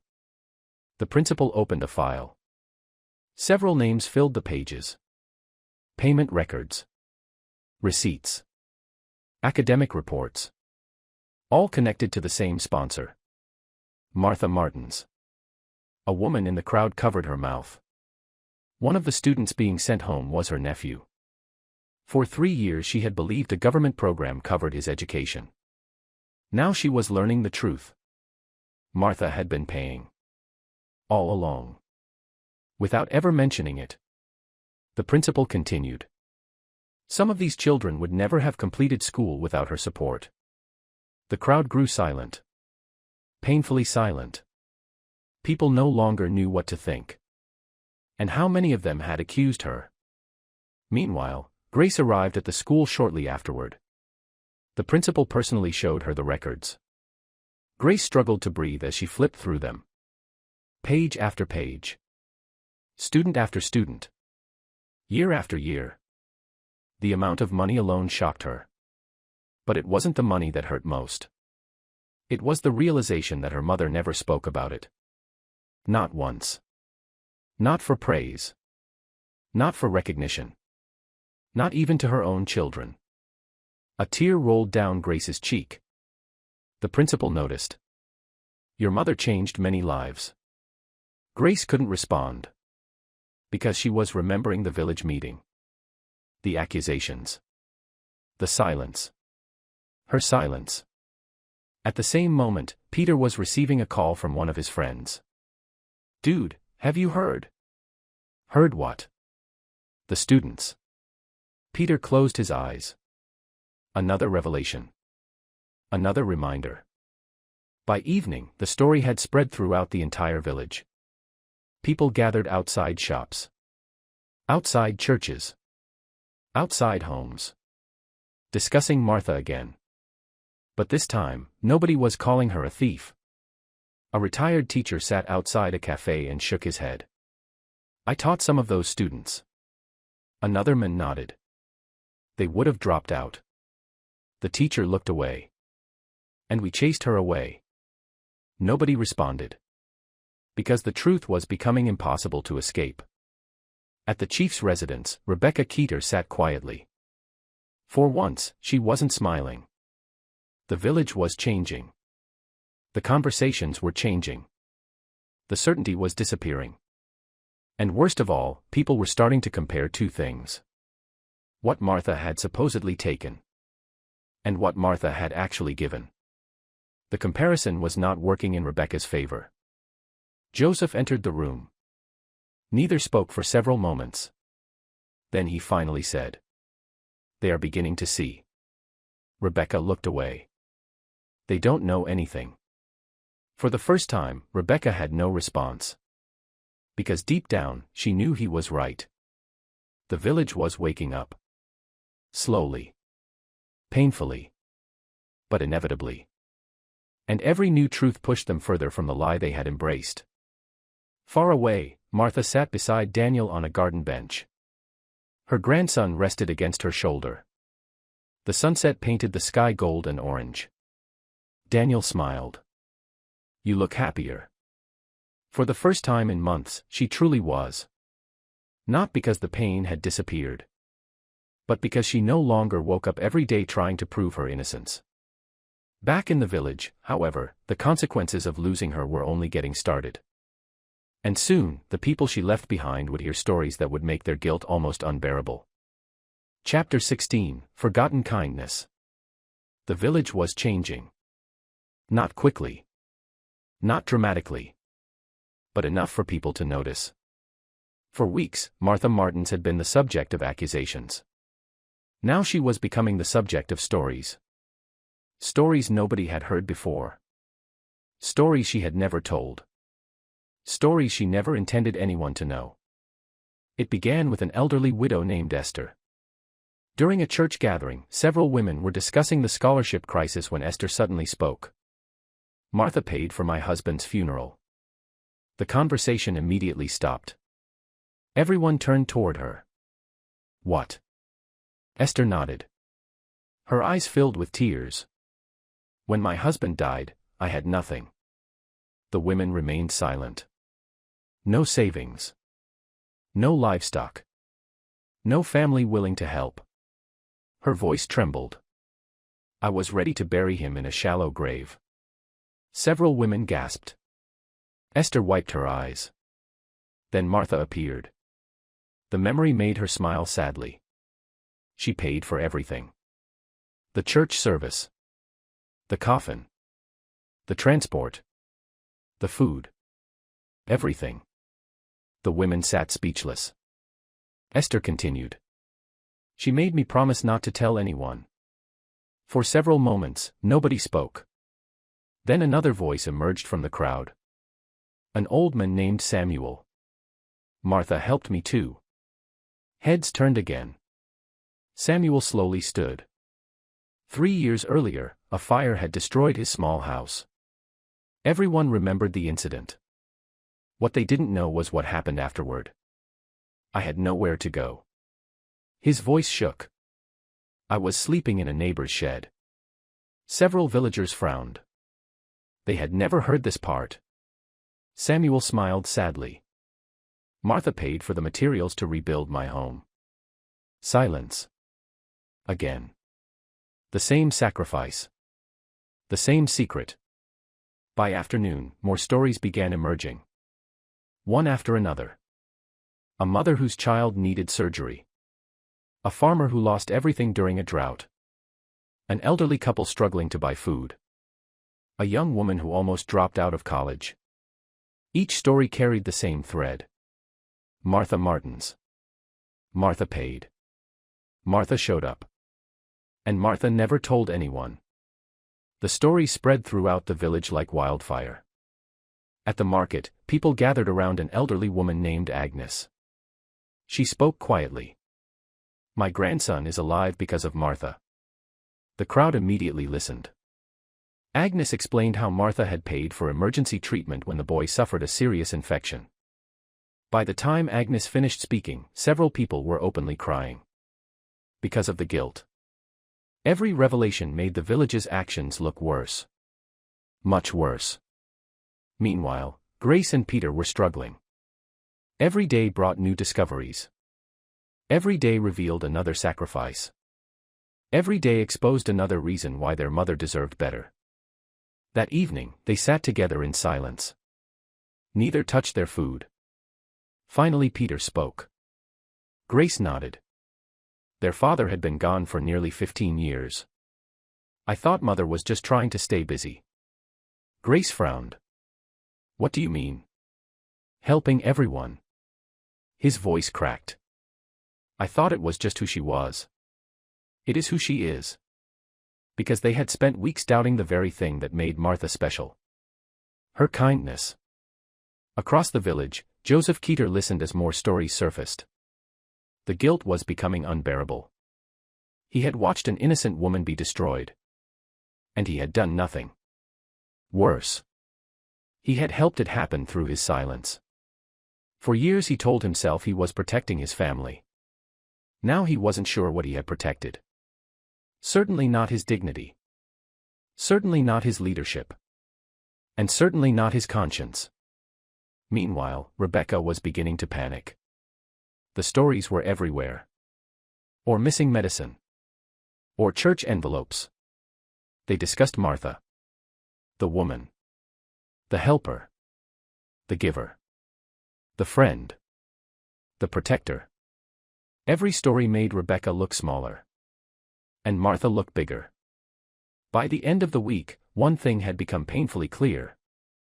The village had spent years taking Martha Martins for granted. Only now, after driving her away, were they beginning to understand her value. And the more they learned, the harder it became to live with what they had done. Far away, Martha tucked her granddaughter into bed. The little girl wrapped her arms around her neck. "I love you, Grandma." Martha smiled. "I love you too." The child fell asleep moments later.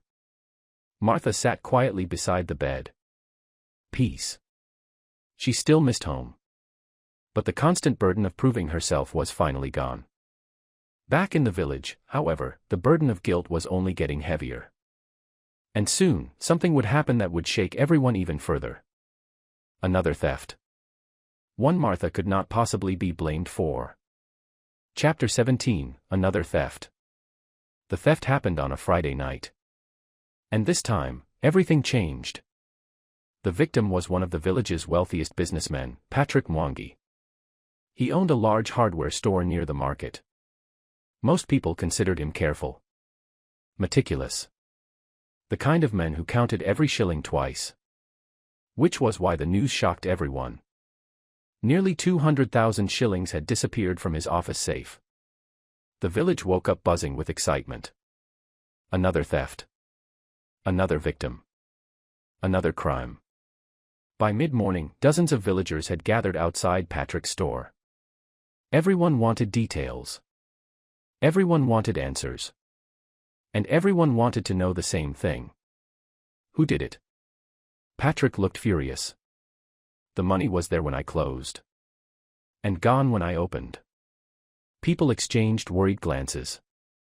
The pattern sounded familiar. Too familiar. Soon, the discussion shifted toward suspects. Old habits die hard. Some villagers instinctively looked for a way to connect the crime to Martha Martins. Then reality struck. Martha wasn't there. She wasn't in the village. She wasn't in the county. She wasn't even in the country. She was thousands of miles away. The realization hit the crowd like a bucket of cold water. Silence spread. An uncomfortable silence. One nobody wanted to acknowledge. Finally, an elderly man spoke. Well. He cleared his throat. It couldn't have been Martha. Nobody laughed. Nobody argued. Because it was true. At the chief's office, Joseph Keeter received the report shortly afterward. As he read through the details, a bitter feeling settled inside him. The village had spent months insisting Martha was responsible. Now the crimes were continuing without her. Exactly as he knew they would. Rebecca sat nearby. Her face remained calm. Too calm. Joseph noticed immediately. You heard about the theft? Rebecca nodded. Yes. She frowned. What? The thief didn't leave with Martha. For a brief second, Rebecca's expression changed. Only a second. But Joseph saw it. And for the first time, he realized something. Rebecca wasn't worried about being exposed. She still believed she was smarter than everyone else. That confidence would become her biggest mistake. Meanwhile, the village reacted with confusion. Some people tried explaining it away. Maybe Martha has an accomplice. Others quickly agreed. The explanation sounded reasonable. At least for a few hours. Then another problem appeared. Several witnesses claimed to have seen a suspicious woman near Patrick's store the night before. Not Martha. A woman. The information spread quickly. People became curious. Very curious. By evening, conversations throughout the village had changed dramatically. The focus was no longer on Martha. It was on the possibility that someone else had been stealing all along. At home, Grace received a call from one of her friends. "Have you heard?" "Heard what?" Grace sat upright. "What?" "The hardware store." Her stomach tightened. A strange mixture of relief and guilt flooded through her. Relief because Martha could not possibly be blamed. Guilt because she had once believed the accusations herself. After ending the call, Grace immediately contacted Peter. They met within the hour. Neither looked happy. Neither looked surprised.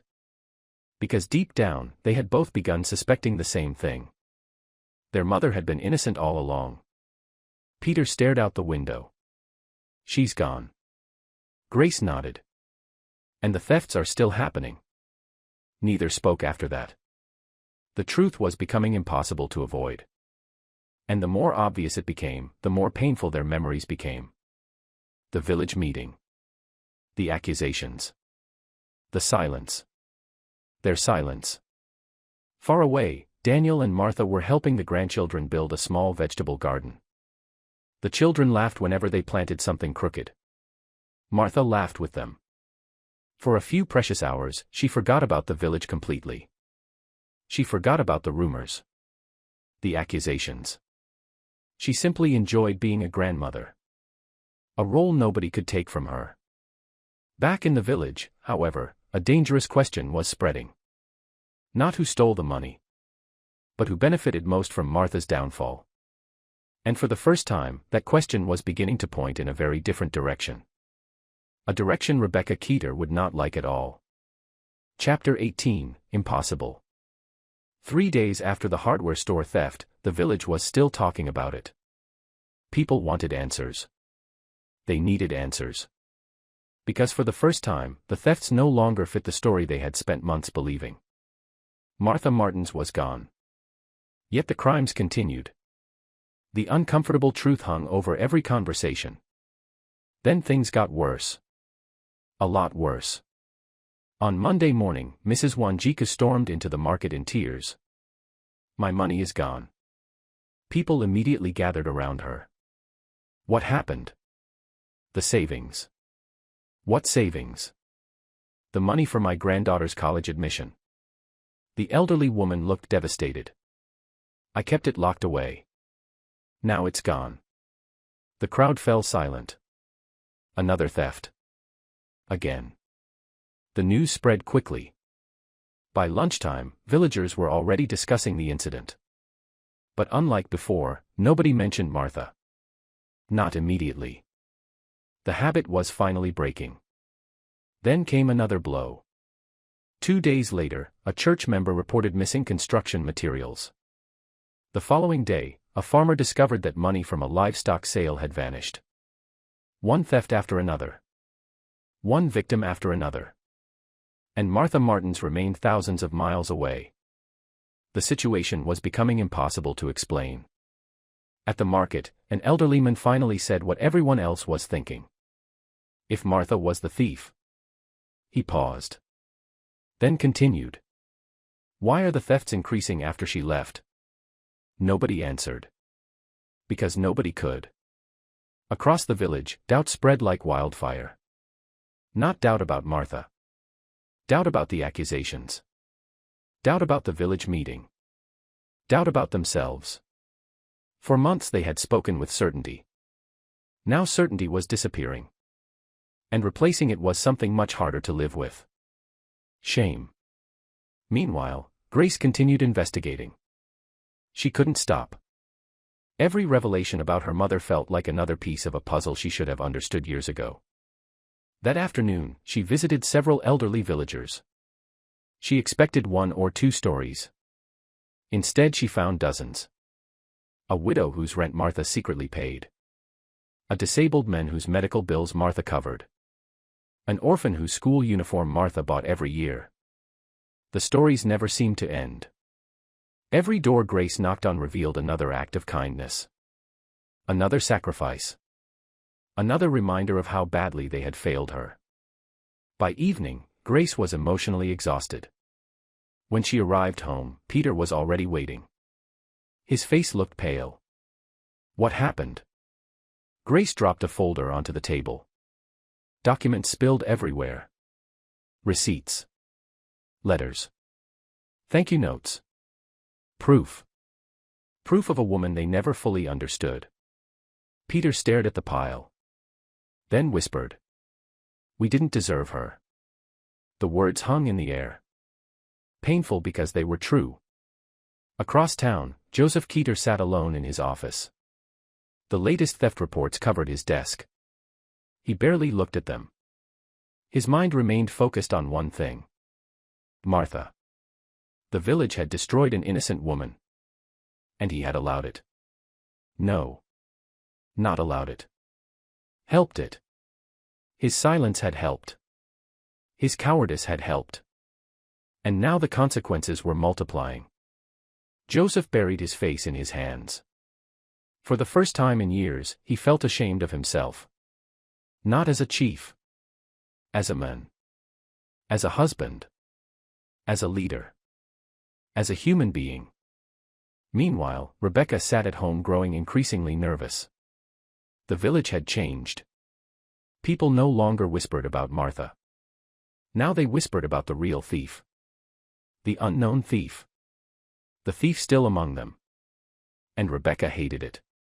Because every new theft created a problem. Not for Martha. For her. She had grown careless.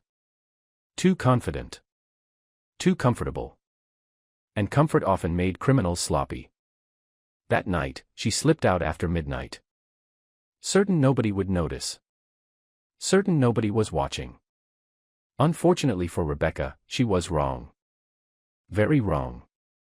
Because from a dark corner near the market, someone saw her. Not clearly. Not enough to identify her. But enough to realize something important. The thief was still here. And for the first time, someone was paying attention. Far away, Martha sat beside Daniel on the porch. A cool evening breeze drifted through the garden. The grandchildren had already gone to bed. The house felt peaceful. Daniel handed her a cup of tea. Martha smiled. Thank you. Daniel sat beside her. For several moments, neither spoke. Then he glanced at her. Do you miss it? Martha looked toward the stars. The question lingered. Did she miss the village? The answer surprised even her. I miss the people. Her voice was soft. I don't miss the pain. Daniel nodded. Neither realized that back home, the village was finally beginning to understand the difference. And soon, that understanding would lead them much closer to the truth. Chapter 19, Grace Investigates. Grace could no longer sit still. For weeks, she had listened to stories. Stories about her mother. Stories about sacrifices. Stories about kindness. Every new revelation deepened her guilt. But guilt alone wasn't enough anymore. She needed answers. All of them. The following morning, Grace took leave from work and began what she privately called her investigation. Her first stop was the clinic. Again. Nurse Lydia welcomed her warmly. You've come back. Grace nodded. I think there are things nobody knows. The nurse smiled sadly. There are many things nobody knows. This time, Lydia led her into a storage room. Several old filing cabinets lined the walls. Dust covered many of them. We kept records. Grace frowned. Records. The nurse nodded. Your mother hated attention. Every time we tried thanking her publicly, she refused. Grace felt her throat tighten. That sounded exactly like Martha. Lydia opened a drawer. Inside were years of receipts. Years. Grace slowly pulled one out. Then another. Then another. The dates stretched back more than a decade. The numbers made her dizzy. Medicine. Emergency treatments. Transport. Equipment. Again and again, the same name appeared. Martha Martins. Grace sat down heavily. The clinic alone represented thousands upon thousands of shillings. Yet Martha had never mentioned it. Not once. After leaving the clinic, Grace headed to the church. Pastor Samuel welcomed her into his office. The moment she explained why she had come, his expression changed. Guilt flashed across his face. I should have defended her. Grace remained silent. The pastor opened a cabinet. Inside were old project files. Building repairs. Community outreach programs. Youth activities. The church hall. Grace's eyes widened. Martha's name appeared everywhere. Sometimes openly. Sometimes anonymously. The pastor rubbed his forehead. There were years when we would have closed programs without her. Grace struggled to breathe. Another secret. Another sacrifice. Another burden her mother had carried alone. By afternoon, Grace was emotionally exhausted. But she wasn't finished. She visited the water committee. Then the elderly feeding program. Then a women's support group. Everywhere she went, the pattern repeated. Martha helped. Martha paid. Martha solved problems. Martha never told anyone. By evening, Grace's car contained folders filled with records. Documents. Receipts. Letters. Proof. Proof of a life spent giving. Proof of a woman who had loved a community that never truly knew her. When Grace arrived home, Peter was waiting. He immediately noticed the folders. More records. Grace laughed bitterly. More than records. Peter helped carry everything inside. The dining table quickly disappeared beneath paperwork. For over an hour they reviewed document after document. Neither spoke much. There was simply too much to absorb. Eventually Peter picked up an old letter. The handwriting belonged to a woman who had died several years earlier. He began reading aloud. Dear Martha. His voice trembled. You saved my family when nobody else would help us. Silence followed. Peter carefully placed the letter down. Then another. Then another. Every document seemed to tell the same story. A story they should have known already. A story they should have defended. A story they failed. Grace wiped away tears. Peter stared at the mountain of papers. Then whispered. She carried this village. Grace nodded. Yes. For the first time, the full truth became clear. The clinic wasn't an exception. The school wasn't an exception. The water project wasn't an exception. Martha had quietly become the backbone of the community. Not because she was rich. Not because she wanted praise. Because she cared. And the village had repaid that care with suspicion. Across town, word of Grace's investigation began spreading. People became curious. Very curious. What exactly was she finding? How much had Martha actually done? The answers would soon shock everyone. Because Grace was preparing something. A complete record. A complete account. The truth. And once the village saw it, nobody would ever be able to claim ignorance again. Far away, Martha spent the evening helping her granddaughter with homework. The little girl proudly showed her a drawing. Look, Grandma. Martha smiled. It was a picture of a house surrounded by flowers. It's beautiful. The child beamed. For a moment, Martha forgot everything else. The accusations. The village. The betrayal. She simply enjoyed the small joy before her. Unaware that back home, her daughter was uncovering the full extent of her sacrifices. And with every new document, the village's shame was growing heavier. Chapter 20, The Woman Who Carried Us. By the end of the week, Grace had gathered enough evidence to fill 3 large folders. The documents covered years. Not months. Years. Everywhere she looked, she found Martha Martins. In the clinic records. In school files. In church projects. In emergency relief programs. In water committee accounts. In support groups. In hospital bills. The evidence was overwhelming. And heartbreaking. Because every page seemed to ask the same question. How had they never known? On Saturday morning, Grace requested a meeting with the village elders. At first, they were reluctant. Then she showed them the folders. Within minutes, they understood the seriousness of the situation. By afternoon, a special community gathering had been organized. The turnout was massive. People came out of curiosity. Others came because of rumors. Most came because they sensed something important was about to happen. The same community grounds that had hosted Martha's humiliation were now filled once again. Only this time the mood felt very different. There were no angry whispers. No accusations. Only uncertainty. Grace stood before the crowd holding the first folder. Her hands trembled. Not from fear. From shame. The village elder nodded. You may begin.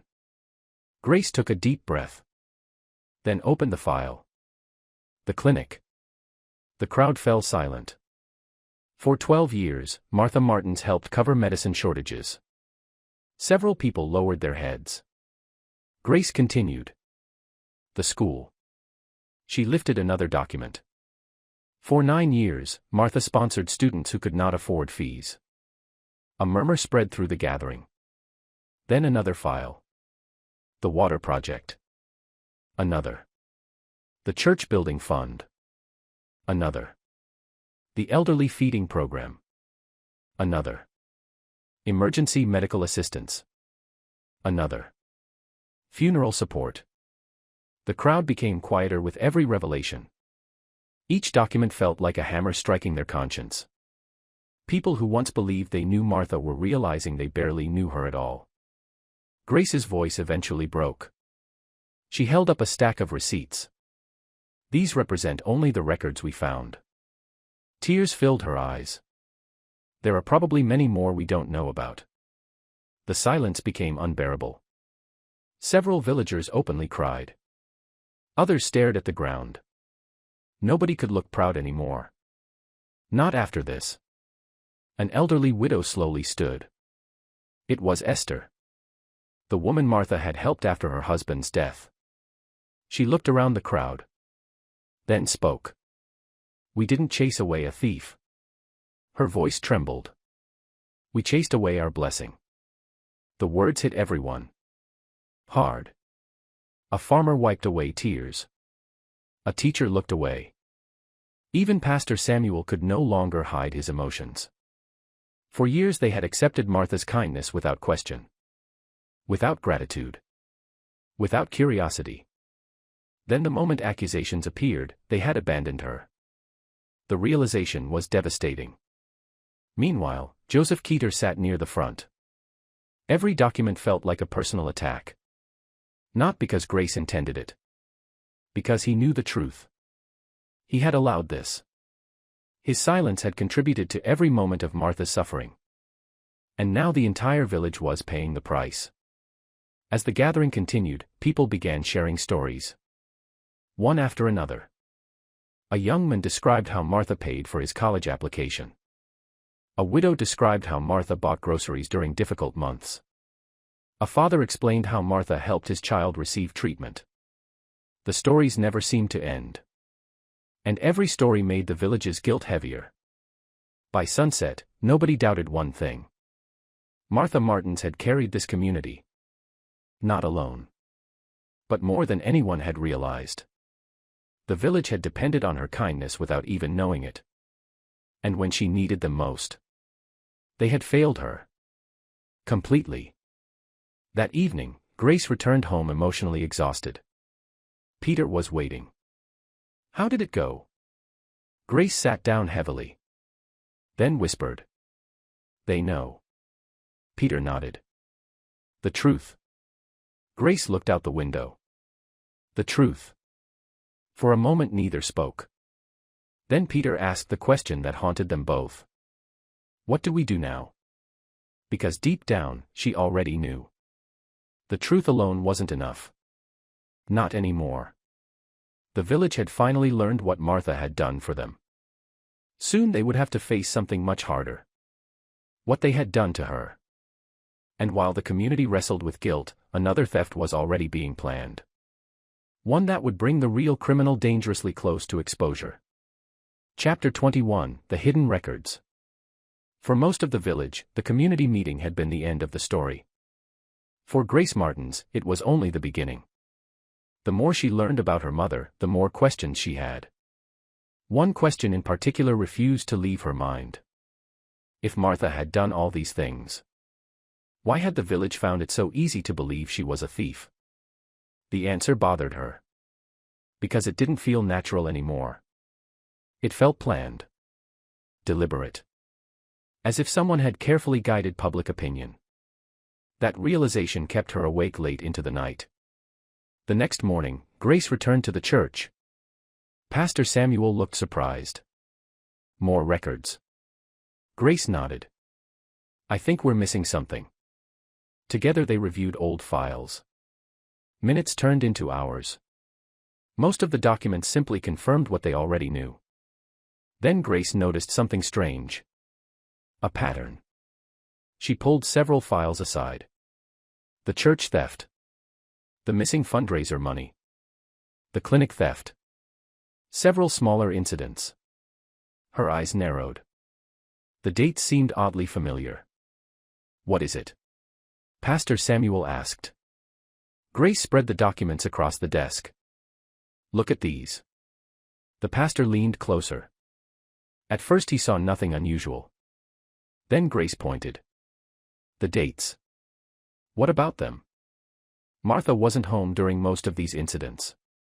The pastor frowned. Grace continued. Some happened when she was helping elsewhere. Others happened while she was visiting family. She pointed at another report. This one happened while she was attending a funeral in another town. Another. This one happened while she was at the hospital with Mrs. and Jerry. The pastor's expression slowly changed. Understanding. Whoever committed the thefts had chosen moments when Martha's movements were easy to track. Moments when she could be linked to the crime. Moments when suspicion would fall naturally. The realization sent a chill down Grace's spine. This wasn't coincidence. Someone had been using Martha. Deliberately. Meanwhile, Peter was conducting investigations of his own. His search led him to the village security records. Most were simple reports. Nothing unusual. Then he discovered something interesting. Witness statements. Several of them. Many villagers claimed to have seen Martha near crime scenes. But the descriptions sounded almost identical. Too identical. As though people were repeating the same story. The same wording. The same assumptions. The same conclusions. Peter sat back in his chair. Something felt wrong. Very wrong. Across town, Rebecca Keeter was becoming increasingly nervous. For weeks she had watched the village's attitude shift. People no longer spoke about Martha with anger. Now they spoke with regret. That alone worried her. What worried her even more was Grace. Martha's daughter had become relentless. Every day she uncovered something new. Every day she asked more questions. Rebecca hated questions. Questions led to answers. Answers led to trouble. That evening, Grace and Peter met again. By now, their conversations had become almost daily. Grace spread several documents across the table. Peter did the same. For nearly an hour they compared notes. Then suddenly both fell silent. They had reached the same conclusion. Independently. Without realizing it. Peter looked up first. This wasn't random. Grace nodded slowly. No. The word felt heavy. It wasn't. Peter swallowed. You think someone framed her? The room fell silent. Grace stared at the documents. At the dates. At the patterns. At the evidence. Then she whispered the words neither of them wanted to say aloud. I think someone planned everything. For several seconds, neither spoke. Because if that was true, then the village hadn't merely misunderstood Martha. They had been manipulated. Used. Played against one of the best people they had ever known. The realization was horrifying. And it raised an even more disturbing question. Who would do such a thing? Far away, Martha sat in her favorite spot beneath a flowering tree in Daniel's backyard. A notebook rested on her lap. For the first time in years, she had started writing again. Small reflections. Memories. Thoughts. Dreams. Simple things. Peaceful things. She smiled as one of her grandchildren ran toward her. The child jumped into her lap. Laughing. Martha laughed too. Unaware that back home, her children were finally beginning to uncover the truth. And with every answer they found, they were moving one step closer to the person responsible for destroying her life. Chapter 22, Peter's Regret. Peter had not slept properly in weeks. Every night followed the same pattern. He would close his eyes. Then memories would come. The village meeting. The accusations. The church money. The clinic theft. The questions he had asked his mother. The doubt in his voice. The disappointment in hers. No matter how hard he tried, he couldn't escape it. The worst part wasn't that strangers had accused Martha. The worst part was that he had joined them. Even if only for a moment. That single moment now haunted him. One evening, unable to bear the guilt any longer, Peter drove to his mother's empty house. The property had remained untouched since her departure. Grace had hired someone to maintain the compound. But no one lived there. No one laughed there. No one sat on the veranda anymore. The place felt abandoned. Peter unlocked the door and stepped inside. Silence greeted him. The same silence his mother had endured before she left. The realization made his chest tighten. Slowly, he walked through the rooms. The living room. The kitchen. The hallway. Everything remained exactly as Martha had left it. For a moment, Peter could almost imagine her walking around the house. Preparing tea. Watering flowers. Asking about his day. The thought nearly broke him. Eventually, he entered her bedroom. The room was neat. Orderly. Comfortable. His mother had always been organized. As he looked around, his eyes landed on a small wooden box sitting inside a cupboard. Curious, he opened it. Inside were dozens of photographs. Family photos. Old memories. He smiled sadly. Then his smile disappeared. Near the bottom of the box sat a faded photograph he had never seen before. It showed Martha standing outside a hospital. Beside her stood a young boy. Thin. Weak. Clearly sick. Peter turned the photograph over. Written on the back were simple words. Brian's surgery. Thank God he survived. Confused, Peter continued searching. Soon he found another photograph. And another. And another. Each one showed a different person. A different family. A different moment. On the back of every photograph, Martha had written small notes. School fees paid. House rebuilt after fire. Medicine purchased. University admission. Food delivered. Peter slowly sat on the edge of the bed. His hands trembled. The photographs weren't trophies. They weren't evidence. They were memories. Martha's private reminders of people she had helped. Nothing more. The tears came suddenly. Without warning. Without restraint. Peter lowered his head and cried. For the first time since his mother left, he allowed himself to feel everything. The shame.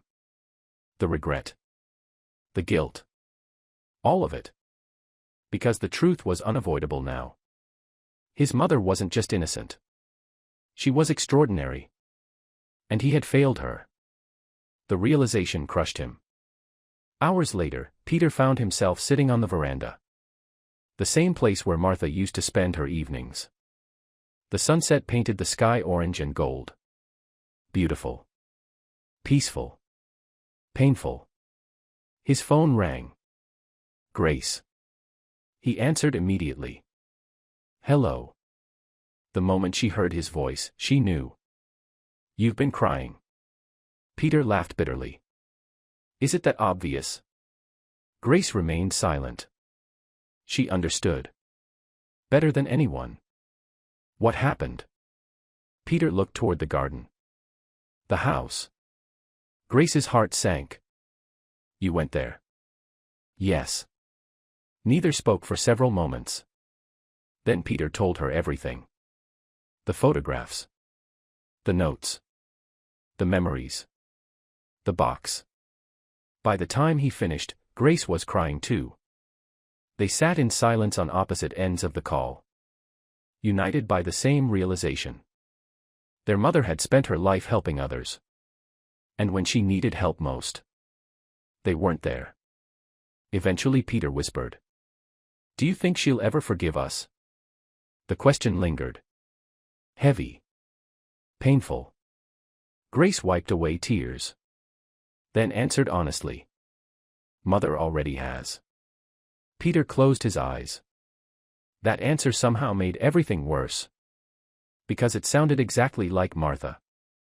She would forgive them. Not because they deserved it. Because she loved them. And that made their failure even harder to bear. Far away, Martha sat beside Daniel's family at the dinner table. Laughter filled the room. Her grandchildren argued over dessert. Daniel teased them. The atmosphere felt warm. Safe. Martha smiled. For the first time in years, she wasn't carrying anyone else's burdens. Back in the village, however, her son was carrying one of his own. And it was becoming almost impossible to bear. Meanwhile, Rebecca Keeter remained unaware that the village's sympathy for Martha was growing stronger every day. Soon, sympathy would become determination. And determination would become something much more dangerous.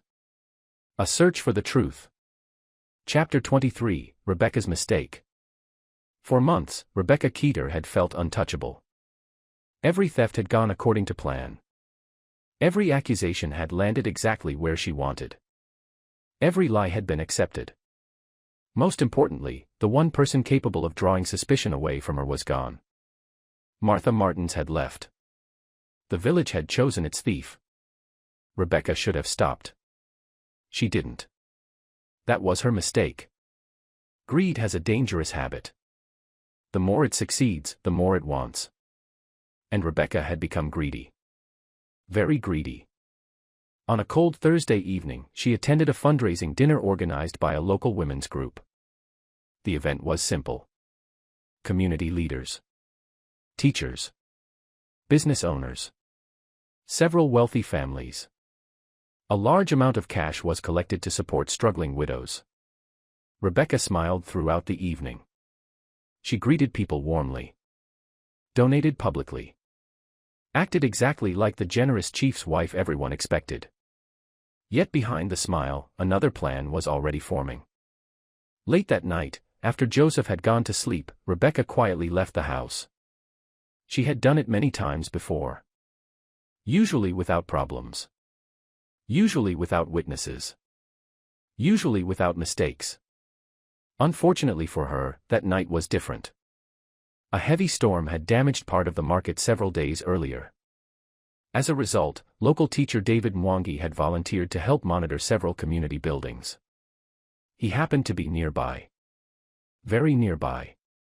David wasn't looking for thieves. He wasn't investigating anyone. He was simply making his rounds. Then he saw movement. A woman. Walking quickly through the darkness. At first, he paid little attention. Then something caught his eye. The woman stopped near the women's group office. She looked around carefully. Too carefully. David frowned. Something felt wrong. Instinctively, he moved closer. Keeping his distance. Watching. The woman produced a key. His heartbeat quickened. Why would someone be entering the office after midnight? He continued observing. Several minutes later, she emerged carrying a small bag. The bag looked heavier than when she entered. David couldn't clearly identify her face. The darkness made that impossible. But he noticed something important. A bracelet. Distinctive. Gold. Expensive. Decorated with green stones. Very unusual. The woman hurried away. David considered following her. Then decided against it. Instead, he memorized everything he had seen. The next morning, chaos erupted. The fundraising money was gone. Every shilling. The women's group office became a scene of panic. Members cried openly. Months of fundraising had disappeared overnight. David immediately reported what he had witnessed. The village listened carefully. For the first time, the report didn't mention Martha. It couldn't. Instead, it described a mysterious woman. The detail that attracted the most attention was the bracelet. A gold bracelet with green stones. Several people exchanged glances. It sounded familiar. Very familiar. Meanwhile, Rebecca sat among the crowd. Listening. Smiling. Pretending to be shocked. But inside, unease began growing. She knew exactly which bracelet David described. Because she owned it. And worse. People had seen her wearing it countless times. Across the village, Grace and Peter received news of the theft. Unlike everyone else, they immediately focused on one detail. The witness. Finally. A witness who had seen someone other than Martha. A witness who had seen the actual thief. That evening, Grace met David personally. She listened carefully as he repeated everything. The office. The bag. The bracelet. The timing. Every detail. When he finished, Grace sat silently. Thinking. Then she asked. Would you recognize the bracelet if you saw it again? David nodded immediately. Without a doubt. Grace exchanged a look with Peter. For the first time in weeks, they felt something besides guilt. Hope. Small. Fragile. But real. A lead. An actual lead. Meanwhile, Joseph Keeter noticed Rebecca behaving strangely that evening. She was distracted. Restless. Nervous. He had seen that behavior before. Every time she stole. The realization sent a chill down his spine. What happened? Rebecca immediately looked up. What do you mean? You've been nervous all day. Her expression hardened. I'm fine. Joseph studied her. Then quietly said. They saw someone. For a brief second, panic flashed across Rebecca's face. Gone almost immediately. But Joseph saw it. And that single reaction told him everything. The walls were finally closing in. Far away, Martha spent the evening reading stories to her grandchildren. The children listened attentively. Laughing at every funny part. Smiling at every happy ending. Martha smiled too. She had no idea that back home, the first genuine crack had finally appeared in the lie that destroyed her life. And unlike the rumors that ruined her reputation, this crack was built on something much stronger. The truth. Chapter 24, The Exposure. Grace barely slept that night. For the first time since Martha left, they had something tangible. Not a rumor. Not a suspicion. A clue. A real clue. And it pointed somewhere other than her mother. The following morning, Grace and Peter met with David Mwangi. The teacher carefully repeated everything he had seen. The woman. The office. The bag. The bracelet. Every detail remained consistent. Peter leaned forward. How certain are you about the bracelet? David didn't hesitate. 100%. Grace exchanged a glance with her brother. That certainty mattered. Because expensive jewelry wasn't common in the village. Especially jewelry as distinctive as the one David described. By afternoon, Grace quietly began asking questions. Not about the theft. About the bracelet. Who owned one? Who wore one regularly? The answer arrived much sooner than expected. Rebecca Keeter. Several women confirmed it immediately. The chief's wife wore the bracelet often. Many had admired it. Some had even asked where she bought it. The moment Grace heard the answer, her heart began pounding. She wasn't ready to celebrate. Not yet. One bracelet wasn't enough. They needed proof. Real proof. Meanwhile, another theft attempt was already taking shape. Rebecca had become reckless. The growing sympathy toward Martha terrified her. Every new revelation about Martha's kindness made Rebecca feel smaller. Less respected. Less important. She wanted control back. So she decided to steal again. It was the worst decision she could have made. Because this time, people were watching. David wasn't the only one paying attention anymore. Several villagers had quietly begun observing unusual activity around recent theft locations, including Grace and Peter. That Friday night, their patience paid off. Shortly after midnight, Peter received a call. It was David. I just saw her. Peter sat upright. Who? The woman. Peter was already grabbing his keys. Where? 20 minutes later, Grace, Peter, and David stood hidden behind a nearby building. The village square was almost deserted. Almost. A lone figure moved through the darkness. Slowly. Carefully. Confidently. The figure approached the storage building used by a local farming cooperative. Grace's heart pounded. She recognized the silhouette. The height. The posture. Even before she saw the face. She knew. Peter knew too. Neither wanted to believe it. Then the woman stepped beneath a security light. The truth became impossible to deny. Rebecca Keeter. The chief's wife. Grace felt her breath catch. Peter stared in disbelief. For a moment, nobody moved. Nobody spoke. Years of accusations. Years of suspicion. Years of lies. And the person responsible stood right in front of them. Rebecca unlocked the building. Entered. And disappeared inside. Peter immediately pulled out his phone. This ends tonight. Several minutes later, they were joined by village elders, committee members, and eventually Chief Joseph Keeter himself. The chief looked pale. As though he already knew what they were about to find. Together, they entered the building. Rebecca froze. A large bag sat beside her. Filled with cash. Documents. And several items linked to previous thefts. The room fell silent. Nobody needed an explanation. Nobody needed more evidence. The truth stood before them. Rebecca's face lost all color. For the first time in years, she had nowhere to run. Nowhere to hide. The village elder stepped forward. His voice shook with anger. You. Rebecca remained silent.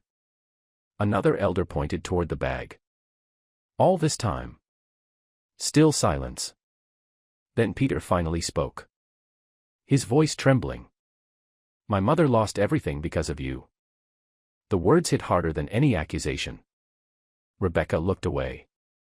Unable to meet his eyes. Chief Joseph Keeter stood motionless. The weight of his own guilt crushing him. Because he wasn't surprised. Not really. He had known.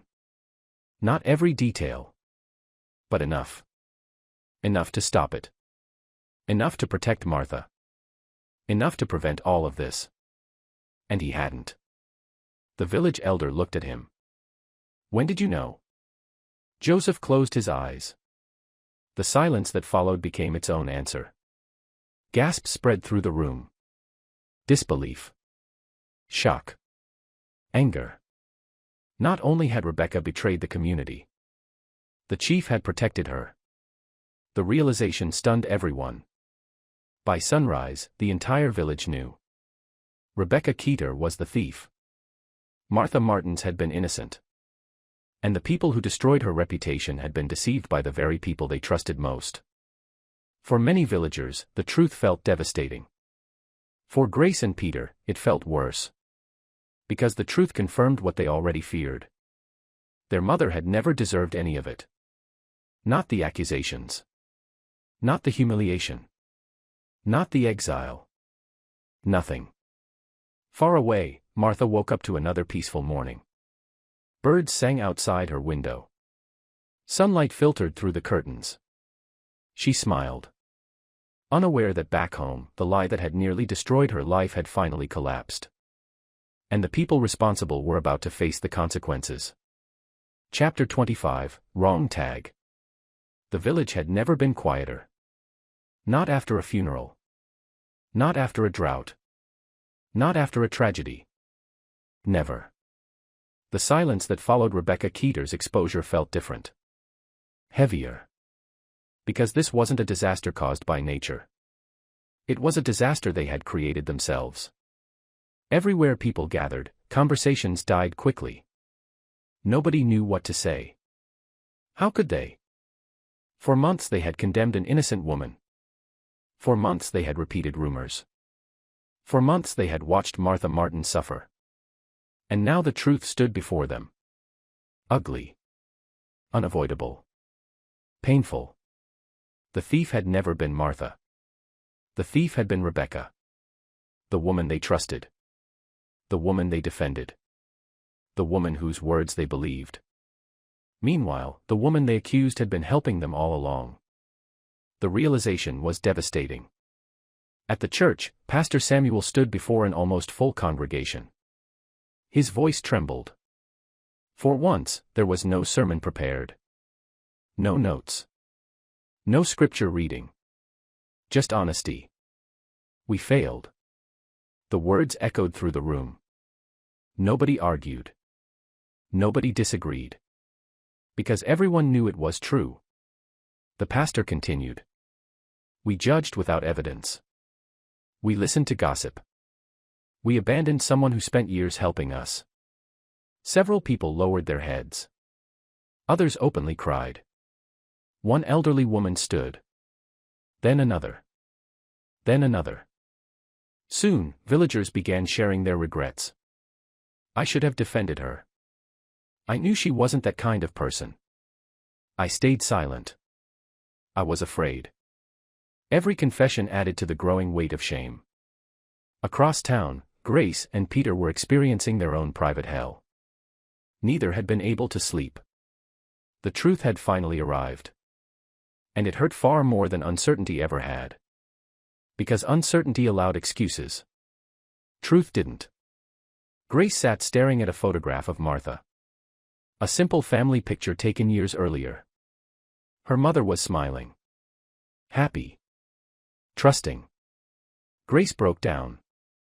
For weeks she had carried guilt. Now it became unbearable.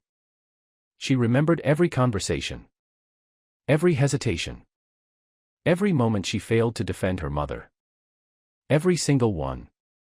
Peter wasn't doing any better. He sat alone inside Martha's empty house. The house felt colder now. Not because the weather had changed. Because he finally understood what his mother must have felt. Rejected. Alone. Abandoned. The realization crushed him.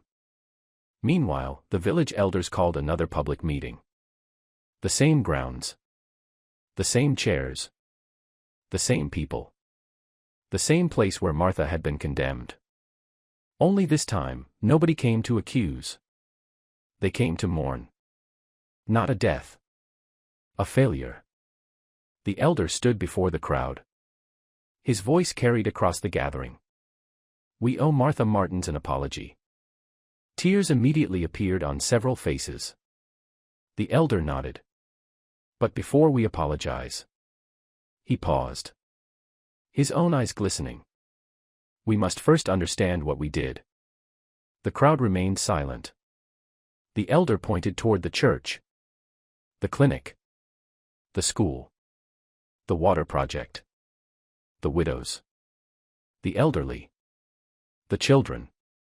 His voice broke. We called the woman who helped all of them a thief. The words struck everyone hard. Because that was the truth. The village hadn't simply accused Martha. They had mislabeled her. Misjudged her. Misunderstood her. A young teacher slowly stood. Then said the words that would later become the title of every conversation surrounding the tragedy. We placed the wrong tag on the wrong woman. Silence followed. Then tears. All around the gathering. People cried openly. Not because Martha was innocent.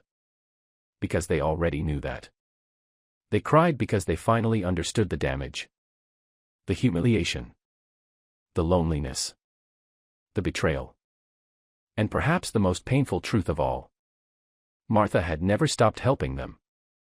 Even while they were accusing her. Even while they were doubting her. Even while they were driving her away. That realization shattered whatever remained of their pride. Far away, Martha spent the afternoon helping her granddaughter plant flowers. Small hands dug tiny holes. Tiny hands dropped seeds into the soil. Martha smiled. Peace surrounded her. For the first time in a very long time, nobody expected anything from her. Nobody questioned her. Nobody judged her. Back in the village, however, people were finally learning the true cost of their actions. And soon, those responsible would begin paying that cost themselves. Because Rebecca Keeter's arrest was only the beginning. The next person facing judgment would be the men who allowed everything to happen. Chief Joseph Keeter. Chapter 26, The Fall of Joseph Keeter.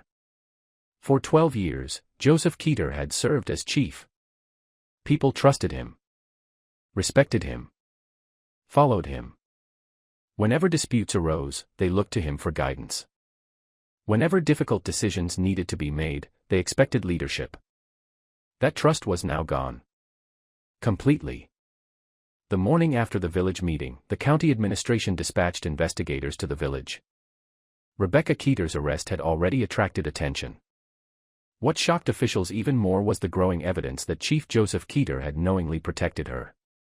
The allegations spread quickly. By midday, the village square was crowded once again. This time, however, nobody had come to discuss Martha. They had come to discuss Joseph. The man who had failed them. The man who had failed Martha. The man who had failed himself. Joseph stood before the gathering looking years older. His shoulders slumped. His eyes tired. The confidence he once carried was gone. Completely gone. The village elder stepped forward. Did you know? The question echoed across the crowd. Joseph lowered his head. Silence. The elder repeated himself. Did you know your wife was responsible? The crowd waited. Nobody moved. Nobody spoke. Finally, Joseph nodded. The reaction was immediate. Gasps. Anger. Disbelief. Several villagers openly cursed. Others simply stared. For many, the confession hurt more than Rebecca's thefts. Because Rebecca had betrayed them as a criminal. Joseph had betrayed them as a leader. A man stood. You watched Martha suffer. Another followed. You watched us accuse her. A third villager pointed toward the church. You watched her get humiliated. The accusations came one after another.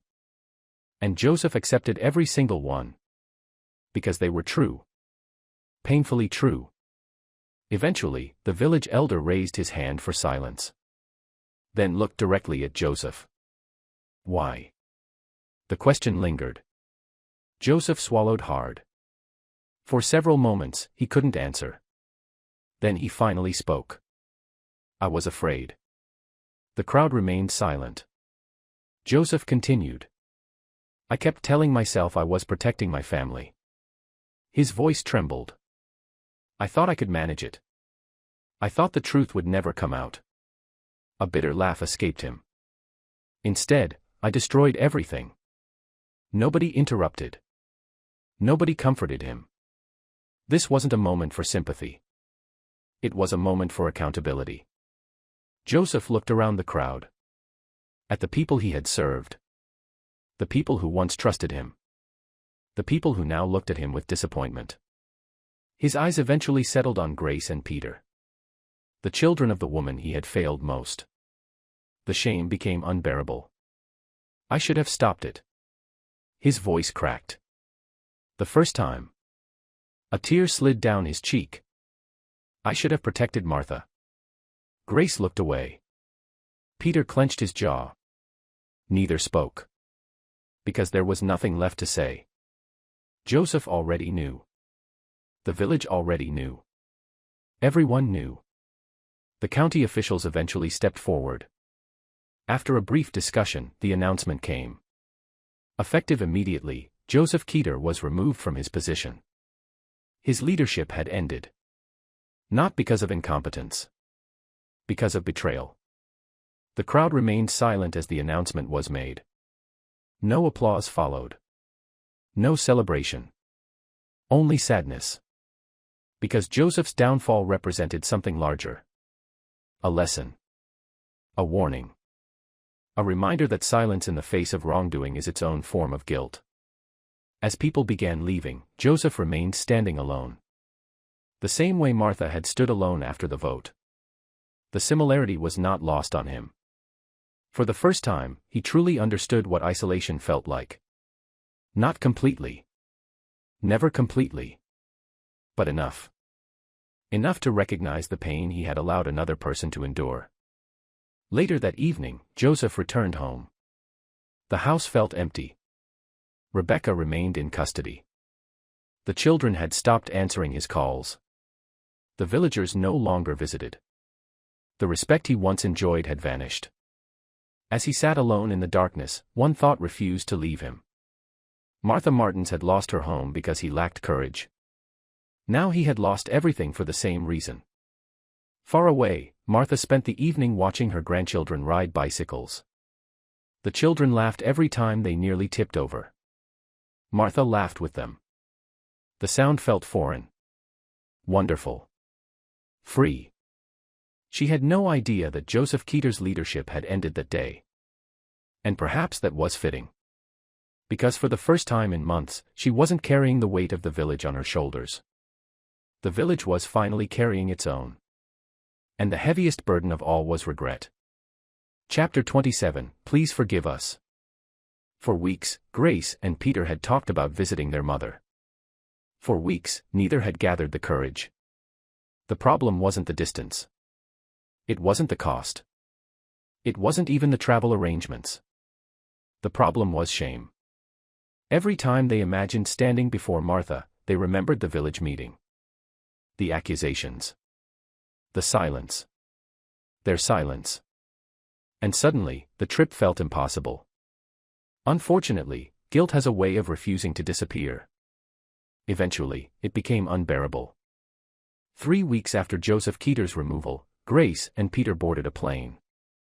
The entire journey felt uncomfortable. Neither spoke much. Neither slept. Both spent most of the flight staring out the window. Thinking. Remembering.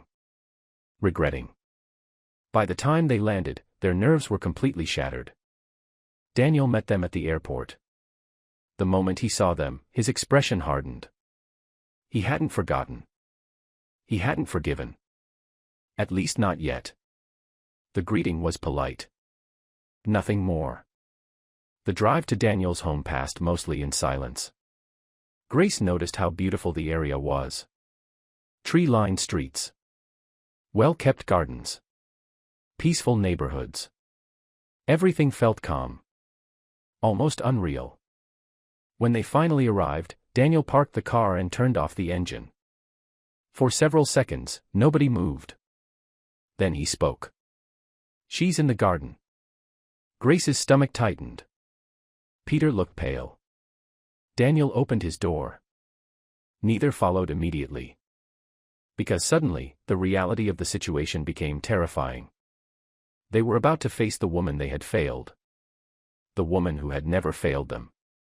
Eventually, they stepped out. The garden stretched behind the house. Colorful flowers bloomed everywhere. Vegetables grew neatly in raised beds. Birds chirped from nearby trees. The atmosphere felt peaceful. Then they saw her. Martha Martins. She sat beneath a flowering tree. A little girl rested against her shoulder while she read from a storybook. The sight nearly broke them. She looked happy. Not pretending. Not forcing it. Actually happy. Grace immediately started crying. Peter wasn't far behind. The sound caught Martha's attention. She looked up. For a brief moment, surprise crossed her face. Then she smiled. The same smile she had always given them. The same smile they didn't deserve. The little girl jumped up excitedly. Auntie Grace. Uncle Peter. The child ran toward them. Neither could respond properly. Their emotions were already overwhelming them. Martha slowly stood. Nobody moved. Nobody spoke. The silence stretched. Then Grace finally broke. I'm sorry. The words exploded from her. Raw. Broken. Painful. I'm so sorry. Tears streamed down her face. Peter lowered his head. Unable to meet his mother's eyes. I should have defended you. Grace's voice shook violently. I should have believed you. Peter finally spoke. We failed you. The words hurt. Not because Martha disagreed. Because she didn't. For several moments, nobody moved. Then Martha walked forward. Slowly. Calmly. She reached Grace first. Then Peter. And wrapped her arms around both of them. The gesture shattered whatever emotional control they had left. Both children broke down completely. Years of strength disappeared. Years of pride vanished. Only regret remained. Martha held them quietly. Just as she had done when they were children. Just as she had done whenever life hurt them. Eventually Peter managed to speak. His voice barely audible. Can you forgive us? The question hung in the air. Heavy. Painful. Martha looked at both of them. Then smiled softly. You were already forgiven. Grace began crying harder. Because of course they were. That was who Martha was. That answer somehow hurt more than anger ever could. Peter shook his head. We don't deserve that. Martha gently touched his cheek. Perhaps not. Neither child looked up. Fortunately, she continued softly, forgiveness isn't earned. The words struck them deeply. For the first time in weeks, the burden on their hearts became slightly lighter. Not gone. Never gone. But lighter. That evening, the family shared dinner together. The atmosphere remained emotional. Yet something had changed. A wound had begun healing. Not completely. But enough. Later that night, Grace stepped outside onto the porch. Daniel joined her. For several moments, they watched the stars in silence. Then Grace whispered. She's happy. Daniel nodded. Yes. Grace swallowed hard. I've never seen her this peaceful. Daniel smiled. Neither had he.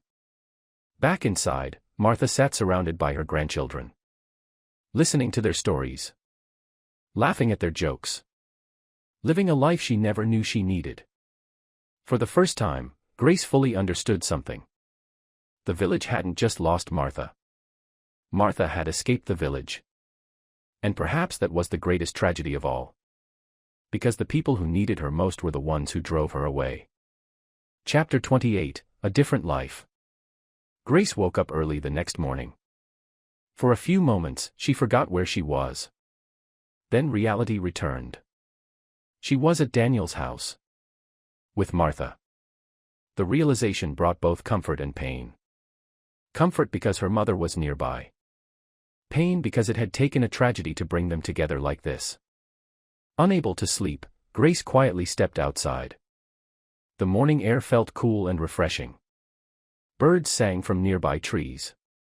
The neighborhood remained peaceful. As she walked toward the garden, she spotted Martha. Already awake. Already working. A watering can rested in her hands. She moved slowly between rows of vegetables and flowers. A content smile rested on her face. Grace stopped. Simply watching. For years, she had known her mother as someone constantly solving problems. Helping people. Rushing somewhere. Carrying burdens. Now, for the first time, Martha looked light. Free. The difference was impossible to ignore. You're up early. Martha turned and smiled. So are you. Grace walked closer. The two women stood side by side among the flowers. For a while, neither spoke. Then Grace finally asked, "Are you really happy here?" Martha looked around the garden. The flowers. The vegetables. The quiet. Then she smiled. Yes.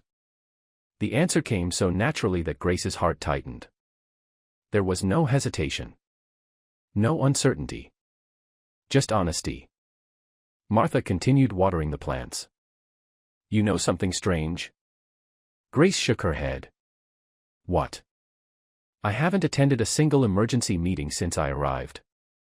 Grace laughed softly. Neither had Martha. Nobody calls me at midnight. No fundraising requests. No village disputes. No rushing people to hospitals. Her smile widened. I didn't realize how tired I was. The confession surprised Grace. Because Martha had always seemed strong. Unbreakable.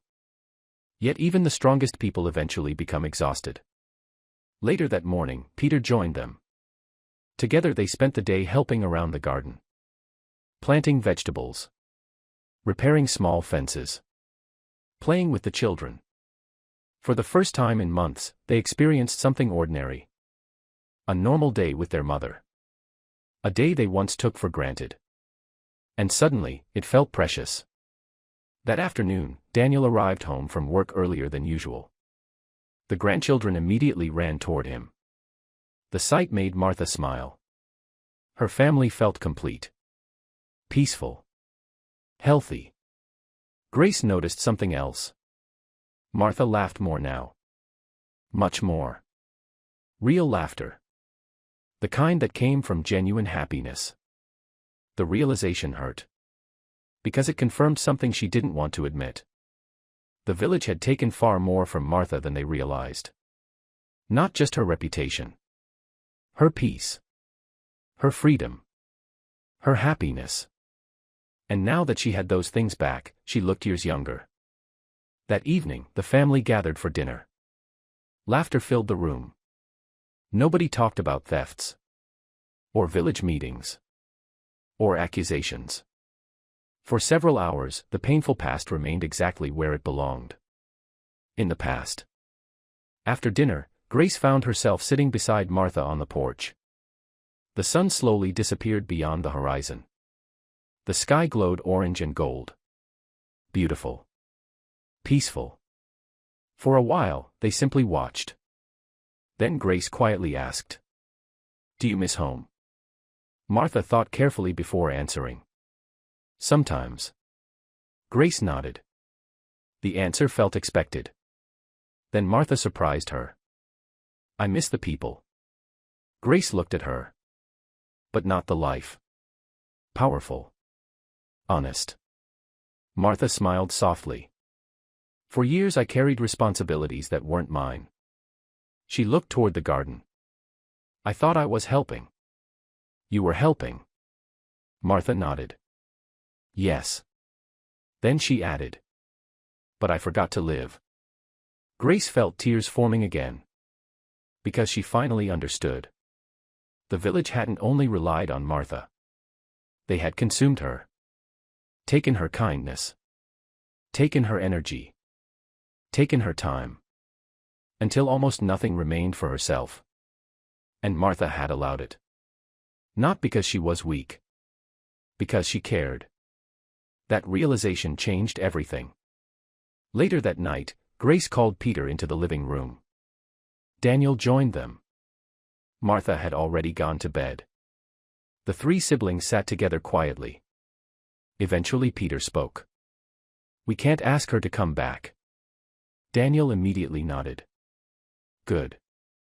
Grace looked surprised. Peter continued. "Not after seeing this." He gestured toward the house. The garden. The peaceful neighborhood outside. "The village doesn't need her." His voice broke. "We just want her." Silence followed. Because that was the truth. For the first time, they understood something important. The goal was letting her keep the peace she had finally found. Back in the village, meanwhile, preparations were already underway for the biggest community meeting in years. Not asking Martha to return. Asking for forgiveness. And soon, the entire village would finally have the chance to speak to the woman they had wronged. Chapter 29, The Projector. The entire village gathered before sunset. Nobody wanted to miss it. Not the elderly. Not the children. Not the teachers. Not the church members. Not the farmers. Not the students Martha Martins had helped. Everyone came. The community grounds had never been this full. Rows upon rows of chairs stretched across the field. A large projector screen stood at the front. The atmosphere felt unlike anything the village had experienced before. There was no celebration. No entertainment. No politics. Only anticipation. And regret. Lots of regret. As darkness slowly settled, the projector flickered to life. Then suddenly, Martha appeared. A collective gasp spread across the gathering. For several seconds, nobody moved. Nobody spoke. Many had not seen her since the day she left. Now there she was. Sitting comfortably in Daniel's living room. Looking healthy. Looking peaceful. Looking happy. The sight alone brought tears to many eyes. Martha smiled gently. "Good evening." Several villagers immediately began crying. The village elder stepped forward. His voice trembled. "Good evening, Martha." For a moment neither spoke. Then the elder lowered his head. The gesture shocked everyone. The most respected elder in the village bowed his head before the woman they had once accused. "We failed you." The words echoed through the speakers. Silence followed. Painful silence. The elder continued. "We judged you. We doubted you. We abandoned you." His voice cracked. "And for that, we are deeply sorry." Tears streamed down his face. The crowd remained completely silent. Then something unexpected happened. One person stood. It was Esther. The widow Martha had helped years earlier. She walked toward the microphone. Slowly. Emotionally. When she finally spoke, her voice barely held together. "You saved me." Martha smiled softly. Esther shook her head. "No. You saved my family." Tears rolled down her cheeks. "And I said nothing when they accused you." The guilt in her voice was unbearable. "I am sorry." She stepped away. Another villager approached. Then another. Then another. The line seemed endless. A teacher. A farmer. A church member. A shopkeeper. A student. Each carried the same burden. Regret. One by one they apologized. One by one they admitted their mistakes. One by one they thanked Martha for things she never expected gratitude for. The atmosphere became overwhelming. Many people cried openly. Others couldn't even speak. At one point, a young man stepped forward. The same young man Martha had sponsored through school years earlier. His voice shook. "If not for you." Trying to compose himself. "I wouldn't have become a teacher." The crowd listened quietly. "You gave me a future." His tears finally came. And I let people call you a thief. The pain in his voice broke several people. Martha simply listened. Kindly. Exactly as she always had. The crowd immediately became silent. Everyone knew how much this moment mattered. When the words finally came, they came through tears. You deserved better. Martha's eyes softened. Peter stood beside his sister. His voice was equally broken. We should have protected you. The crowd lowered their heads. Because everyone knew it was true. Martha had deserved protection. Instead, she received suspicion. Finally, the village elder returned to the microphone. The gathering had gone on for nearly 2 hours. The stars now filled the night sky. The elder looked toward the screen. Then asked quietly. Martha Martins. The crowd became completely silent. Not a single sound. Not even a whisper. The elder swallowed. Can you ever forgive us? The question hung over the entire village. Heavy. Painful. Important. Every eye turned toward the screen. Waiting. Hoping. Praying.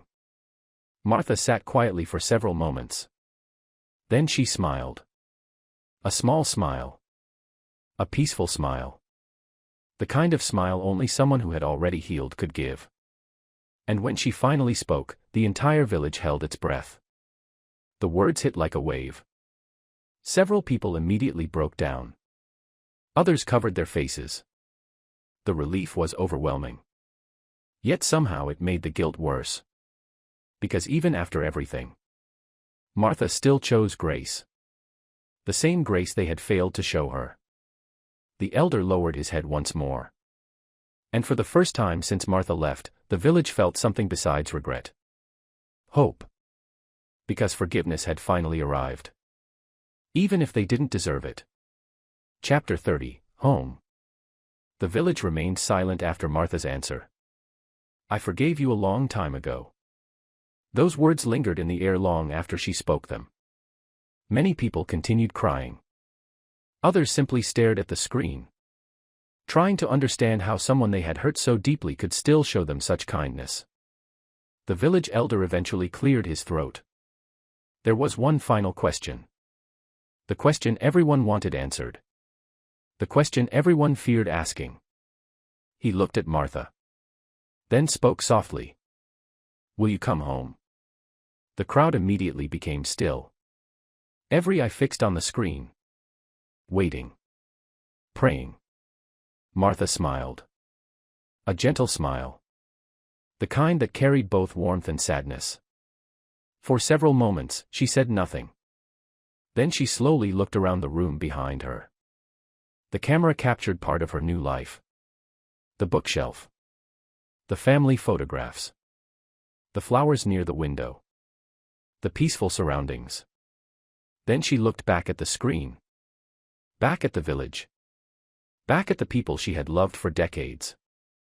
Silence filled the gathering. Some people immediately understood. Others fought tears. Martha continued. I loved that village. Her voice remained calm. I still do. Several villagers lowered their heads. But for many years. She paused. I forgot how to love myself. The words struck deeply. Because they were true. Everyone knew they were true. Martha smiled softly. For the first time in a very long time. She glanced toward the doorway where Daniel's children could be seen running past. I wake up happy. Tears filled Grace's eyes. Peter looked away. Daniel simply sat quietly beside his mother.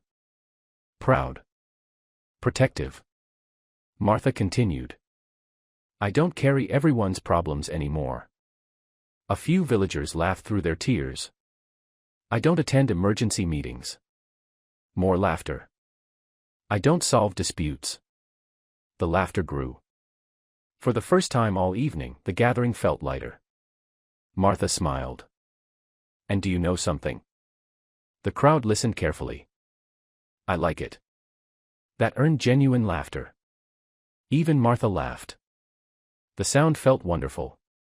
Free. Then she became serious again. I forgive you. The crowd listened. I always will. Her eyes softened. But I won't be coming back. Everyone felt it. Yet nobody disagreed. Because after everything they had learned, after everything they had done, they understood. Perhaps for the first time. The village elder slowly nodded. A sad smile. But an accepting one. We understand. And surprisingly, they did. For the first time, nobody tried convincing her. Nobody begged. Nobody argued. Because they finally wanted what was best for Martha. Not what was best for themselves. The elder looked toward the crowd. Then announced something nobody expected. The community center. The elder continued. The one Martha funded. The building stood at the center of the village. A place where meetings, classes, and events were held. The elder smiled. It will be renamed. The crowd immediately began applauding. For the first time that evening. Not loudly. Not wildly. Respectfully. Emotionally. The elder looked at Martha. From today onward. His voice shook. It will be known as the Martha Martins Community Center. The applause grew stronger. Many people stood. Then more stood. Soon the entire gathering was on its feet. Clapping. Crying. Smiling. Remembering. Honoring. Martha covered her mouth. Tears filled her eyes. For once, she didn't know what to say. After a lifetime of helping quietly. After years of avoiding recognition. The gesture touched her deeply. Thank you. The words were barely audible. But everyone heard them. The meeting continued for a little while longer. Then eventually came to an end. People slowly began leaving. Not with guilt this time. Not with shame. But with understanding. The truth had finally set everyone free. Later that evening, Martha sat outside on Daniel's porch. The same way she often did. A cup of tea rested in her hands. The sunset stretched across the horizon. Golden. Beautiful. Peaceful. Daniel joined her. Neither spoke for a while. The silence felt comfortable. Finally Daniel smiled. Do you miss them? Martha looked toward the fading sun. Then smiled. Yes. Daniel nodded. I thought so. Martha sipped her tea. But missing someone doesn't mean you have to go back. Daniel laughed softly. That sounded exactly like her. The two sat quietly as the sun slowly disappeared beyond the horizon. Far away, in the village she once called home, people walked past a newly installed sign. Martha Martins Community Center. And every time they saw it, they remembered. Not the thief they imagined. Not the rumors they spread. Not the accusations they believed. They remembered the truth. The woman who carried them when they couldn't carry themselves. The woman they misunderstood. The woman they lost. The woman they finally learned to appreciate. Far too late. Yet not too late to learn. And perhaps that was enough. Because sometimes the greatest tragedy isn't losing a good person. It's realizing their value only after they're gone. The end.